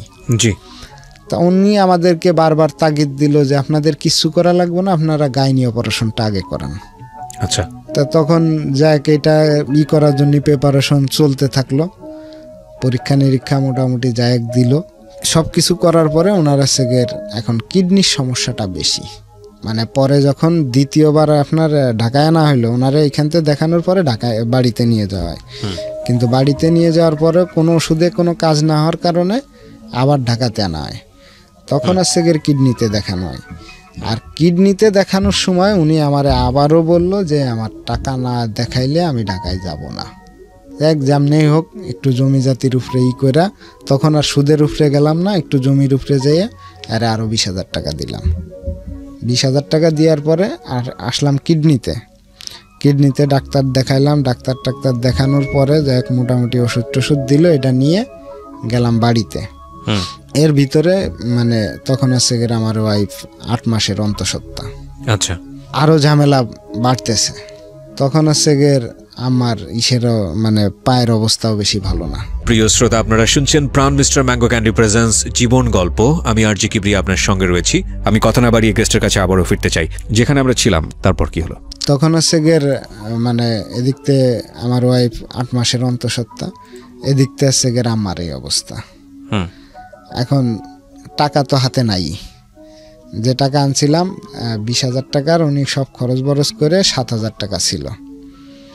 এই 7,000 টাকা নিয়ে যাওয়ার পরে ওনারে কিডনির থেকে বাড়ি ফিরতেছি, আর এ পাশে ওয়াইফ আছে হসপিটালে ভর্তি করছে। ভর্তি করলে পরে আমি এখান থেকে যে পৌঁছাইলাম আছে সেদিনকে রাত 12টা বাজে। আর 11টার দিকে আছে আমার একটা মেয়ে বাচ্চা। তো সব মিলে তখনও কিন্তু আমারে কেউ জিজ্ঞেস করে নাই বা কেউ বলে নাই যে কিভাবে টাকার ব্যবস্থা হচ্ছে আর কিভাবে কি করতেছ। তো তখন ওয়াইফের পিছে প্রায় 17-18 হাজার টাকা লাগলো। আচ্ছা, এখন এই টাকাটা আবার কি করব, সুদের উপরেই নিলাম। তখন আমার সুদের টাকা আছে 90,000 টাকা হলো। আচ্ছা, এখন কারণ আমি তো নিরুপায়, আর যা করতেছি সব মনে মনে, মানে বহির্প্রকাশ করি না, কারণ কার কাছে করব, করার মতো সেরকম কেউ নাই। কারণ যারা ছিল তারা সবাই দূরে আগের সব ঘটনার কারণে। জি, তা কি করব, বউ বাচ্চা নিয়ে যাক মোটামুটি ভালোই করলাম, মানে সুদের টাকার উপরে হইলে পরাও মোটামুটি ভালোই হইল। কিন্তু লাস্টে আমার মেয়ের বয়স যখন 25 দিন, তখন 15 দিন, তখন হচ্ছে আমার মায়ের অবস্থা একেবারেই খারাপ। এদিকতে বউ তো আর বাড়িতে এসে থাকতে পারবে না, মানে এই অসুস্থ রোগীর নিয়ে থাকতে পারবে না। তখন আমি তো বউরে কইলাম যে তাহলে তুমি এক কাজ করো, কিছুদিন বাপের বাড়ি থাকো, আর আম্মারে তাহলে কি করা যায় মামাদের এখানে পাঠাই দেই। তো তখন আম্মারে পাঠাই দিলাম মামাদের বাড়ি পাঠাই দিলে ওই যে প্রবলেম একটাই, মানে উনিও মানবতা চিন্তা করতে যে একজনের পানি খাইতে হইব, একজনের কাছে পানি চাইবো, তার যদি কষ্ট হয় এই কারণে তার কাছে পানিও চাইতো না, কিন্তু এই কষ্টগুলো আবার মনে মনে রাখতো। আপনার মা? হ্যাঁ, কিছুটা আপনি আপনার মায়ের ধাঁচ পেয়েছেন। ওকে, মানে যা আছে, যাদের যা প্রবলেম হোক নিজেদের মনে মনে। এইভাবে চলতে চলতে হঠাৎ করে আমি চিন্তা ভাবনা করলাম যে মানে আমি আসলে এই রোগ শোকে যে বললাম না যে সব কিছুর থেকে আমারে অ্যাভয়েড রাখছে, আমি এই সম্পর্কে এত জানি না। পরে একজনের সাথে কথা বলতে বলতে বললো যে ডায়ালিসিস করলে যাক মোটামুটি ভালো হবে। তো এখন আমার ঘাড়ে কিন্তু 90,000 টাকা সুদের উপরে রয়েছে। তারপরেও আমি বলছি যে আমার স্থাবর অস্থাবর যা আছে সব বেচে আমি যদি 1 মাস পারি এই 1 মাসই ডায়ালিসিস করে রাখবো, কিন্তু তারপরে আমি ডায়ালিসিস করব। তো এখন মামারা আসলে কোনো দিকে আর আগাচ্ছে না, কারণ আগাইলেই তো টাকা লাগবে। জি, তারাও আর এখন কোনো মানে ই করতেছে না, তারা নর্মালি যে যতদিন থাকে এখন কিছু করার নাই। আমি আজকে শুক্রবারে বাড়িতে যাওয়ার কথা, যে শুক্রবারে যাই ডায়ালিসিস করব। হঠাৎ করে বৃহস্পতিবারে আমারে ফোন দিল যে তোমার আম্মা মারা গেছে। এটা আজকে 5 তারিখে, কিন্তু আমি আজকে 3 তারিখে এসে নতুন একটা কোম্পানিতে জয়েন করি। এখন পুরন কোম্পানির থেকেও বেতন পাই নাই, নতুন কোম্পানিতে তো কেবল আসছি। তা তারপরেও আমি 2 কোম্পানিতেই আগের থেকেই বলছিলাম যে স্যার আমার আম্মা অসুস্থ, আমার টাকা লাগবে, আপনারা টাকা দিয়েন। তা বৃহস্পতিবারে আসছে বিকালবেলা আমার নতুন কোম্পানির থেকেও টাকা দেওয়ার কথা, পুরান কোম্পানির থেকেও টাকা দেওয়ার কথা, কিন্তু আমি যে ফোন পাইছি সকালবেলা, তখন আমার পকেটে 4 আনা পয়সাও নেই। তো তখন আমি স্যাররে ফোন দিলাম, মানে নতুন কোম্পানির স্যাররে ফোন দিলাম যে স্যার এই ব্যাপার। কারণ আসলে বাস্তবতাটা আছে এইটাই যে দুর্ঘটনার খবর কিন্তু বলা লাগে না, অনেক সময় বোঝা যায়। আমাকে বাড়িতে ডিরেক্টলি বলে নাই, কিন্তু তারপরেও আমি ফিল করছি। তো আমি বললাম যে স্যার আমার যাইতেই হবে, এখন কিছু করার না, আমার টাকা লাগবে। উনি বললো যে টাকা তো একটু দেরি হবে দিতে। তা আমি বললাম যে দেরি হোক আর না হোক এটা আমি জানি না, কিন্তু আমার কিছু টাকা হইলে পরাও আগে দেন, 500-700 টাকা হইলেও দেন। এখন আমি তো ওনারে সরাসরি বলতে পারতেছি না যে মারা গেছে, কারণ যেহেতু আমি নিজেই কনফার্ম না যে মারা গেছে কিনা। এখন আল্লাহ না করুক যতই ফিল হোক, আপনার কিন্তু এটা অ্যাডভান্সলি বলা আমার মনে হয় না যে ঠিক হবে। তা আমি ওনারে বললাম যে উনি খুব অসুস্থ, আমার যাইতেই হবে। তা উনি বললো যে দেরি হবে। এবার আমি যে পৌঁছানোর পরে সবাইরে জিজ্ঞেস করলাম যে সবাইরে কি বলা হয়েছে নাকি। মামাদেরকে বললাম যে সবাইরে বলা হয়েছে। তা মামা বললো যে হ্যাঁ সবাইরেই বলা হয়েছে। তা সবাইরে বলা হইলে পরে তাহলে কই কেউই তো আসলো না। টোটালি যে আমার বাপের মানে আব্বুর সাইডের যে আত্মীয় স্বজন এরা কেউ যায় নাই। এখন এইটা দেখার কারণে আমার নানি বলল যে লাশ আমরা তোমাদের ওইদিকে দেব না, আমার মেয়ে আমার এলাকায় থাকবে। তা আমি তখন বললাম যে দেখেন আর কিছু যেমন তেমন অন্তত লাশটা ওইদিকে থাকলে আব্বার কবরের পাশাপাশি দিলে পরেও তো একটা ভালোই হইব, গোরস্থানে হোক সমস্যা নেই। কয়েন আমি দেব না ওইদিকে, মানে সে আমাকে এরকম ডিরেক্টলি বলে নাই, কিন্তু ঘুরায় ফিরায় আমাকে খালি একটা কথাই বলতেছে যে না ওইদিকে দেওয়া হবে না, মানে বিভিন্ন অজুহাত দেখায়। তা আমি বললাম ওকে ফাইন, এখন কি করার, কারণ আমার যেহেতু ব্যাকআপ কেউ আসে না, আত্মীয় স্বজন কেউ যখন আসে নাই, সবই তাদের আত্মীয় স্বজন, তখন তো এই জায়গায় আমার আর কিছু বলা চলে না। আমার চাচা তখন বাড়িতে, চাচা আসে নাই, চাচি আসে নাই, মানে আদারওয়াইজ কেউই আসে নাই আমার বাপের ওই সাইডের থেকে, আব্বুর আত্মীয় স্বজন। যাক আমার এইখানেই হইল, দাফন হইল। এখানেই দাফন দেওয়ার পরে এখন আমার তো এই যে মনে করেন যে 90,000 টাকা সুদ, এটা দিন যাচ্ছে দিতে হবে, দিন যাচ্ছে দিতে হবে। তা এর মধ্যে আসছে আমি নতুন ফ্যাক্টরিতে আসার পরে বিজনেসের একটা লাইন পাইলাম। তো এইখানে আসার পরে আসছে আমি একটা ভালো একটা বিজনেসের লাইন পাইলাম। আসছে আমাদের এই ব্যবসায় ফয়েল লাইনের ফয়েল সাপ্লাই দিতে হবে। তা আমার কিছু লোকের সাথে সম্পর্ক হইলো। এর ভিতরে আসছে আমার বড় 2জন কাস্টমার ছিল, এরা আর কি করলো যে ভাই আপনার কোনো সমস্যা নেই, আপনি মাল সেল করতে পারলে আমরা মাল নিতে পারবো। তো তখন হচ্ছে গিয়ে এরা মাল সেল মানে মাল চাওয়া শুরু করলো। আবার আমাদের কোম্পানি মানে আমি যে নতুন কোম্পানিতে আসছি উনিও আমার কাছ থেকে মাল নেওয়া শুরু করলো। এটা হচ্ছে আনপ্রিন্টেড মানে সাদা ফয়েলটা, এটাই কোনো লেখা থাকে না। আচ্ছা, তা এটা করার সময় এদিক থেকে মোটামুটি ভালো প্রফিট পাওয়ার কারণে ওদিক থেকে সুদের টাকা ভালোভাবেই দিচ্ছি, আবার এদিক থেকে মানে নিজেও একটু স্বাচ্ছন্দ্যে চলতেছি। কিন্তু এই ব্যাকআপটা নিয়েছিলাম আমার এক পরিচিত ভাইয়ের কাছ থেকে। ওনার কাছ থেকে প্রথমে 40,000 টাকা নিয়ে এটা শুরু করি। এখন দেখি যে মোটামুটি ভালো প্রফিট হয়। তখন আমি আবার কি করলাম, আর একজনের কাছ থেকে 1 লাখ টাকা সুদের উপরে নিলাম। আচ্ছা, এর হচ্ছে গিয়ে মাসে 10,000 টাকা।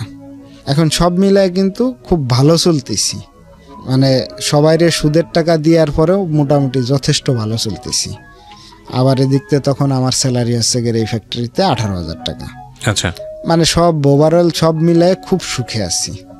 এর ভিতরে আপনার আমার বড় যে 2 পার্টি, এই 2 পার্টি আবার আমার একটা নতুন অফার দিল। ওকে, নতুন অফার দিল, এটা হচ্ছে গিয়ে কি ডুপ্লিকেট যে ওষুধগুলা তৈরি করে এই ওষুধের প্রিন্ট করা হচ্ছে গিয়ে খুব ঝামেলা। আচ্ছা, মানে লেখা যেটা প্রিন্ট হবে এইটা হচ্ছে গিয়ে সবচেয়ে বড় ঝামেলার। তা এইটা আমি যদি ওনাকে করে দিই ওনারা ভালো প্রফিট দিব। তা আমি কি জানি মানে অতটা না করে আমি কইছি যে ঠিক আছে আমি দেখি, চিন্তা ভাবনা করে দেখি। তো এক পর্যায়ে যাই আমি এদের কথায় রাজি হইলাম। আমি কিন্তু ওদেরকে আগে যে মানে সাদা ফয়েলটা দিছি ওরা কিন্তু নিয়ে এটা প্রিন্ট করাইয়ে ওদের এই ডুপ্লিকেট কাজে ইউজ করছে।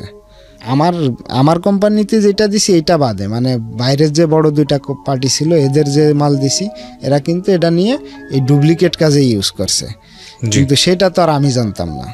কিন্তু আমারে যখন লাস্টে এটা বললো আমি বললাম যে ঠিক আছে দেন আমি চেষ্টা করব। তো তখন হচ্ছে গিয়ে আমি পেন্টোনিক্স 40 পাইলাম হচ্ছে 150 কেজির অর্ডার। স্কোয়ারের না, এটা হচ্ছে ইনসেপ্টার। ওকে, পেন্টোনিক্স 40 এটা হচ্ছে গিয়ে 150 কেজির অর্ডার, নকল ওষুধ বানানোর। হ্যাঁ, নকল ওষুধ বানানোর যেটাই। আর সেকলো পাইলাম হচ্ছে গিয়ে 200 কেজির অর্ডার। সেকলো তো স্কোয়ারের? হ্যাঁ, সেকলো হচ্ছে গিয়ে স্কোয়ারের। ওটা কত? 200 কেজি? 200 কেজি। আচ্ছা, এই হচ্ছে গিয়ে টোটাল হচ্ছে গিয়ে 350 কেজি। একটার রেট আছে 1100 টাকা, একটার রেট আছে 1200 টাকা। যেটার আছে আমরা নর্মালি রেট পাই আছে গিয়ে 650-700। তার মানে আমার প্রফিটটা অনেক। এখন এই চিন্তা ভাবনা করে আমি বললাম যে ঠিক আছে আমি রাজি। সাথে আবার আরেক পার্টের আছে, এটার পিছন সাইডে যে শক্তটা থাকে ওইটার অর্ডার দিল হচ্ছে গিয়ে 1 টন। আচ্ছা, তা আমি বললাম যে ভাই তাহলে টাকা পয়সা। তা ওরা আমারে বললো যে ভাই আমরা টাকা পয়সা ঠিকই দেব কিন্তু একটু লেটে দেব, আপনি মালগুলা কমপ্লিট করেন আমরা টাকা দেব। এখন আমি ওনাদের উপরে বিশ্বস্ত ছিলাম এই কারণে যে কারণ ওনারা এর আগে আমার কাছে 1-1.5 লাখ টাকা ফালাই রাখছে। আচ্ছা, কিছু টাকা মানে আমার কাছে দিয়ে রাখছে, আমার মাল নিছে 2-3 দিন পরে টাকাটা আগেই পাঠাই দিছে। তা আমি তখন দেখলাম যে না যদি করি তাহলে মনে হয় কোনো সমস্যা হবে না। তখন আমি হচ্ছে করলাম যে ঠিক আছে ভাই আমি করে দিব। তা আমি আবার এটা যেহেতু আমার অনেক দিনের অভিজ্ঞতা আমি আবার এটা একটু সিস্টেম করে আমি মালগুলা করাইলাম। টোটাল করাইলাম হচ্ছে 360 কেজির মতো। আচ্ছা, এখন 360 কেজি মাল যখন করাই ফেলাইছি আর এ পাশে বটম ফয়েল করাইছি হচ্ছে 500 কেজির মতো। আচ্ছা, এখন এই পার্টিগুলো আমার ব্ল্যাকমেল করা শুরু করলো। ব্ল্যাকমেল করা শুরু করলো বলতে? কারণ ব্ল্যাকমেল করা শুরু করলো আপনি হয়তো জানবেন যে ওষুধ প্রশাসন কিন্তু খুব কড়া। ওষুধ প্রশাসন এতটাই কড়া, এটার যদি মামলা খান আপনি 2-4-5 লাখ টাকা না 2-4-5 কোটি টাকা দিয়েও এটার সমাধান করা সম্ভব না করে, কারণ এটা জের এত দূর টানা লাগে। তা তখন হচ্ছে গিয়ে এরা প্রশাসনিকভাবে বা নিজেদের ইসের খুব অপব্যবহার করা শুরু করলো আমার উপরে। কিরকম? মানে ভাই আপনার মালটা দিতেই হবে, আমি টাকা 10 মাস পরে দিই বা 10 বছর পরে দিই, সমস্যা নাই, আর মাল আপনি ঘরে রাখলে আপনি। কত টাকার অর্ডার ছিল এটা সব মিলায়? এইটা সব মিলে আছে 8 লাখ টাকার। মানে এই টাকাটা এই কাজটা করে দিলে আপনি 8 লাখ টাকা পাবেন? হ্যাঁ, 8 লাখ টাকা। এটা আছে 8 লাখ টাকা আমার শুধু খরচই হবে। আচ্ছা, আপনাকে দিবে কত ওরা? আমার টোটাল দিবে ওরা আছে 13 থেকে 13.5 লাখ টাকা। আচ্ছা, বিশাল অফার আপনার। হ্যাঁ, বিশাল অফার। মানে প্রফিট আমি প্রায় 6 লাখ টাকার মতো প্রফিট হবে আমার। কয়দিন লাগবে এই কাজটা করে দিতে? সব মিলায় আপনার 5 থেকে 6 দিন। তার মানে বুঝতে পারছেন যে 5 থেকে 6 দিনে ওনার লাভ আসবে প্রায় 6 লক্ষ টাকার মতো। আর এইটা দেখা যাচ্ছে 6 লক্ষ টাকা ওনার কাছে কি সেটা আপনারা যারা এতক্ষণ স্টোরি শুনেছেন তারা বুঝতে পারছেন, বাট ঘটনা কোথায় ঘটেছে এতক্ষণ যারা শুনেছেন সেটার দিকে আমরা আগাবো। হ্যাঁ, তারপরে এখন ওরা আমাকে বিভিন্ন ধরনের হুমকি ধামকি দেওয়া শুরু করলো যে কাজটা কেন দিচ্ছেন না, যে কাজটা আপনি করছেন এখন ঘরে রাখলে তো আপনারে আমি মামলা করে দিলে পরে আপনি ফাঁসা যাবেন। তো কাজটা করেও ফেলছেন আপনি? হ্যাঁ, কাজটা এটা যেহেতু আমি এই বিষয়ে বললাম না 14-15 বছরের অভিজ্ঞতা যখন, এটা আমার করতে অতটা মানে অসুবিধা হয় নাই। আর তার চাইতে একটা কথা বলে রাখি, এই ডুপ্লিকেট কাজের যত নেটওয়ার্কই থাক আমি একটু হলেও জানতে পারি যে এই কাজটা অমুক জায়গায় করাচ্ছে বা অমুকে এই কাজটা পাইছে বা অমুকে এই কাজটা করাবে, মানে আমার কাছে একটু হলেও আসতো। জি। তা তখন সে আমারে বিভিন্নভাবে আর কি ভয় দেখানো শুরু করলো যে এখন তুমি কি করবা। তা আমি তখন আবার একটা জিনিস করলাম যে আমি এই মালগুলা আগে যেগুলা ছাড়ছি মাল, এগুলা তো আমি নিজেই জানি না যে আসলে কি মাল করছে ওরা। বিভিন্নজন বিভিন্নভাবে কথা বলে আমার কাছ থেকে মালগুলা নিছে। আদতে ওরা কি প্রিন্ট করছে আমি এটা নিজেও জানতাম না, কিন্তু এটা তো আমি সরাসরি অপরাধের সাথে জড়িত। যে তখন একটা জিনিস কি জানি আমার মাথার ভিতরেই করলো যে আমি মানে এটা বলতেও পারবো না যে আমি লাখ লাখ মানে হাজার হাজার মানুষ না, প্রায় লাখ লাখ মানুষের সাথে প্রতারণা করা হবে এটা আমার, যেটা আমার মানে করা মনে হয় না উচিত হবে। আচ্ছা, মানে এই চিন্তা ভাবনা করে আমি অনলি 13 দিনের ভিতরে ডিসিশন নিলাম যে আমি এটা কি করব, এবং এই 13 দিনের ভিতরে আমার এই 8 লাখ টাকার মাল আমি অনলি 1.5 লাখ টাকায় বিক্রি করে ফেলাইলাম। 1.5 লাখ টাকা বিক্রি করলেন বলতে? এটারে ওয়েস্টেজ হিসাবে বিক্রি করে ফেলাইলাম। ওয়েস্টেজ হিসেবে বিক্রি করলো তো এটা আলটিমেটলি ওয়েস্টেজ করলেন? আলটিমেটলি ওয়েস্টেজ যদি আমি করা হয়, এটা যেভাবে ওয়েস্টেজ করা হয়েছে এটা দিয়ে আর কেউ কোনো কাজ করতে পারবে না। আচ্ছা, তখন 1.5 লাখ টাকার ভিতরে এটা বিক্রি করে ফেলাইলাম। কিন্তু আমার তো এখানে প্রায় 6 লাখ টাকা ঘাটতি। এই 6 লাখ টাকা সবই আমার সুদের উপরে আনা। শুধুমাত্র 2 লাখ। এটা আপনি কাজের আগে চিন্তা করেননি কেন? এটা আসলে আমি বেসিক্যালি যদি এখন বলেন তাহলে আমি বলবো আমার যে আগের সুদের টাকাটা ছিল আমি চাইছিলাম ওই টাকাটা শোধ হয়ে গেলে পরা মানে লোভটা আসলে কেমন আমি নিজেও বলতে পারবো না। আসলে কিছু সময় থাকে মোহর ভিতরে, আর মোহটা কাটে গেলে যখন আপনার বিবেকটা দাঁড়াবে তখন দুইটা মানে অনেক ফারাক, আলো এবং অন্ধকারের মধ্যে। তখন ছিলাম একটা মোহর ভিতরে যে সারা জীবন কষ্ট করে গেছি আমি 2003 সাল থেকে আজ পর্যন্ত। আমি ইভালুয়েশনের জায়গায় আমি যাই। আপনার গল্পটা এতক্ষণ শুনলাম তো খুব ট্রিকি মনে হয়েছে আমার কাছে, এতক্ষণ চুপ করে শুনছিলাম। গল্পটা মূলত আপনার লাস্ট 3 মিনিট, আর আগে যে গল্পগুলো বলতেন সেটা আপনার প্রেক্ষাপট, সেখানে ইন্টারেস্টিং কিছুই পাইনি আমি। হ্যাঁ, স্ট্রাগল আছে, ভয়ঙ্কর রকমের স্ট্রাগল আছে, বারবার হোঁচট খেয়ে উঠে দাঁড়ানোর গল্প, কিন্তু লাস্ট 3 মিনিট আমার কাছে মনে হচ্ছে এটা হচ্ছে গল্প। এই লোকটা কি পরিমাণ অর্থকষ্টে ছিল সারাটা জীবন। একটা জিনিস চিন্তা করে দেখেন, মায়ের ট্রিটমেন্ট প্রপারলি হয়নি, বাপের ট্রিটমেন্ট প্রপারলি হয়নি, গার্মেন্টসে কাজ করেছে। ওর কাছে 5-7 লাখ টাকা যদি ক্যাশের কথা আসে তাহলে ওর দ্বারা ভয়ঙ্কর রকমের খারাপ কাজ করা সম্ভব, এ ব্যাপারে কোনো সন্দেহ নাই। যেই জিনিসটা ওর কাছে এসছে সেকলো, আর কি যেন এসছে প্যান্টোজেন 20, এটা হচ্ছে একটা হচ্ছে ইনসেপ্টার ওষুধ আর একটা হচ্ছে স্কয়ারের ওষুধ, মানে নকল ওষুধের যে মোড়কটা থাকে ওই মোড়কটা ওনাকে প্রিন্ট করে দিতে হবে। এই কাজটা ছিল 8 লাখ টাকার অর্ডার, এবং এটার জন্য ওনার 8 লাখ টাকা সুদে নেয়া বা ঋণে নেয়া যাই বলি না কেন, এবং এটা কাজটা করে দিলে ওনার 6 লাখ টাকা ওনার লাভ থাকতো। 6 দিনে কাজটা কমপ্লিট হতো। উনি কাজটা করেছেন, করার পরে উনি ডেলিভারি দেননি, 1-1.5 মাস ওনার কাছে বন্ধ করে রেখেছেন, এবং যখন ওনাকে হুমকিও দেওয়া হয়েছে তখন উনি কাজটা ওদের কাছে না দিয়ে উনি যেটা করেছেন কাজটাকে ওয়েস্টেজ হিসেবে বিক্রি করে দিয়েছেন। এতে করে ওনার 6 লাখ টাকা লসে চলে গেছে। তো ভেরি ইন্টারেস্টিং স্টোরি। এবং এই লোকটার বর্তমান অবস্থা কি সেদিকে আমরা নাই বা গেলাম। আপনার বাচ্চার বয়স কত? 2 বছরের কাছাকাছি। 2 বছরের কাছাকাছি। কোথায় থাকেন? ঢাকাতেই? ঢাকাতেই আছি। কি করেন আপনি এখন? আসলে কত টাকা ঋণ? আমি এখন প্রায় সব মিলায়ে 6.5 লাখ টাকা। 6.5 লাখ টাকা ঋণ এই ঘটনার প্রেক্ষাপটে? এই ঘটনার প্রেক্ষাপটে আর এই যে আমার ব্যাকগ্রাউন্ডের কিছু কারণে 6.5 লাখ টাকা ঋণ। তো আপনি এখন করেন কি? পেশায় কি করেন? আসলে এখন আমি এটা নষ্ট করার পরে আমি যে বললাম না যে আমি হচ্ছে গিয়ে একা একা সবকিছু করতে পছন্দ করি। আপনি করেনটা কি সেটা আমাকে বলুন। আপাতত বেকার। বেকার। আমি দুইটা জিনিস আপনাকে বলি। প্রথম কথা হচ্ছে আপনি এখানে আসছেন, আপনি আজকে একটা গল্প বলে গেলেন, ভালো মন্দ দুটো নিয়েই আছেন আপনি। আমি এটা বিশ্বাস করি, আমি ইন্টারমিডিয়েটে পড়েছিলাম ডক্টর জ্যাকিল অ্যান্ড মিস্টার হাইড নামে দুটো ক্যারেক্টার একটা মানুষের মধ্যেই থাকে। একটা মানুষ দিনের বেলায় অনেক ভালো, ডক্টর জ্যাকিল, আরেকজন হচ্ছেন মিস্টার হাইড, যিনি রাতের বেলা বের হয়ে মানুষকে খুন করেন, মানুষের মাথা ফাটায় দেন। সো আমি বিশ্বাস করি একটা মানুষের মধ্যেই ভালো মন্দ দুটোই আছে। আপনি যেটা একটু আগে খুব সুন্দর করে বলছিলেন যে আলো আধারের খেলার মতো, খুবই চমৎকার উদাহরণ, খুবই চমৎকার উদাহরণ। আপনি শেষ পর্যন্ত খারাপ কাজটি করেন নাই, আপনি বেঁচে গেছেন। আপনি সৃষ্টিকর্তা বিশ্বাস করেন, আল্লাহ বিশ্বাস করেন। আমি যেহেতু বিশ্বাস করি, আমার জায়গা থেকে আমি এতটুকু বুঝি যে একটা মানুষ তার বিবেকের কাছে সবচেয়ে বড় দায়বদ্ধ, ভয়ঙ্কর রকমভাবে দায়বদ্ধ। প্রত্যেকটা মানুষের দ্বারাই খারাপ কাজ করার সম্ভাবনা আছে। Every man in the world, কেউই মহামানব না, কেউই মহামানব না, সে যেই হোক, একেবারে আপনার টপ লেভেলের থেকে শুরু করে গ্রাসরুট লেভেলের, সবার দ্বারা খারাপ কাজ করা সম্ভব, সবার দ্বারা খারাপ কাজ হতেও পারে। সেই জায়গাটা থেকে আপনি খারাপ কাজের দ্বার প্রান্তে গিয়ে ওখান থেকে ফিরে এসেছেন। আপনি যা বলেছেন সেটা যদি সত্য হয়ে থাকে, এখানে আমি একটা কথা বলি, তাহলে আপনি সারা জীবনের জন্য বেঁচে গেছেন। কারণ আপনি যে ওষুধগুলোর মোড়ক তৈরি করে দিতেন, এতগুলো মানুষের অপকার হতো, এখানে লক্ষ লক্ষ মানুষের অপকার হতো, এবং এই লক্ষ লক্ষ মানুষের মধ্যে কেউ হয়তো এই ভুল ওষুধটা খেয়ে হয়তো মারাও যেতে পারতো, সেটা দায় হতো আপনার কাছে এসে পড়তো। তো আপনি সারা জীবনে যে বললেন যে আপনি নিজের মধ্যে রাখেন, কষ্টটা নিজের মধ্যে রাখেন ভয়ঙ্কর রকমভাবে, এবং সেটা আপনি ছোটবেলা থেকে দেখেছেন। এই যে কষ্টটা হতো আপনার মধ্যে, এইটা তো ভয়ঙ্কর রকম, ওটার চাইতে এটা 10 গুণ 100 গুণ বেশি কষ্ট। এটা থেকে আপনি নিজেকে কখনোই ক্ষমা করতে পারতেন না।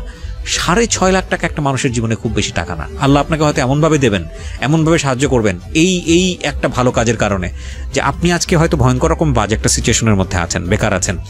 আল্লাহ হয়তো আপনাকে এত বেশি ধনাঢ্যবান করবেন, তাওয়াক্কালতু আলাল্লাহ, যে একটা সময় মনে হবে যে আপনার জীবনের সবচেয়ে ভালো কাজটাই ছিল এটা, যে আপনি অন্তত এই লক্ষ লক্ষ মানুষকে নকল ওষুধের, যে ওরা হয়তো দিবে অন্য কোনোভাবে দিবে, কিন্তু আপনি সেটার পার্ট হননি।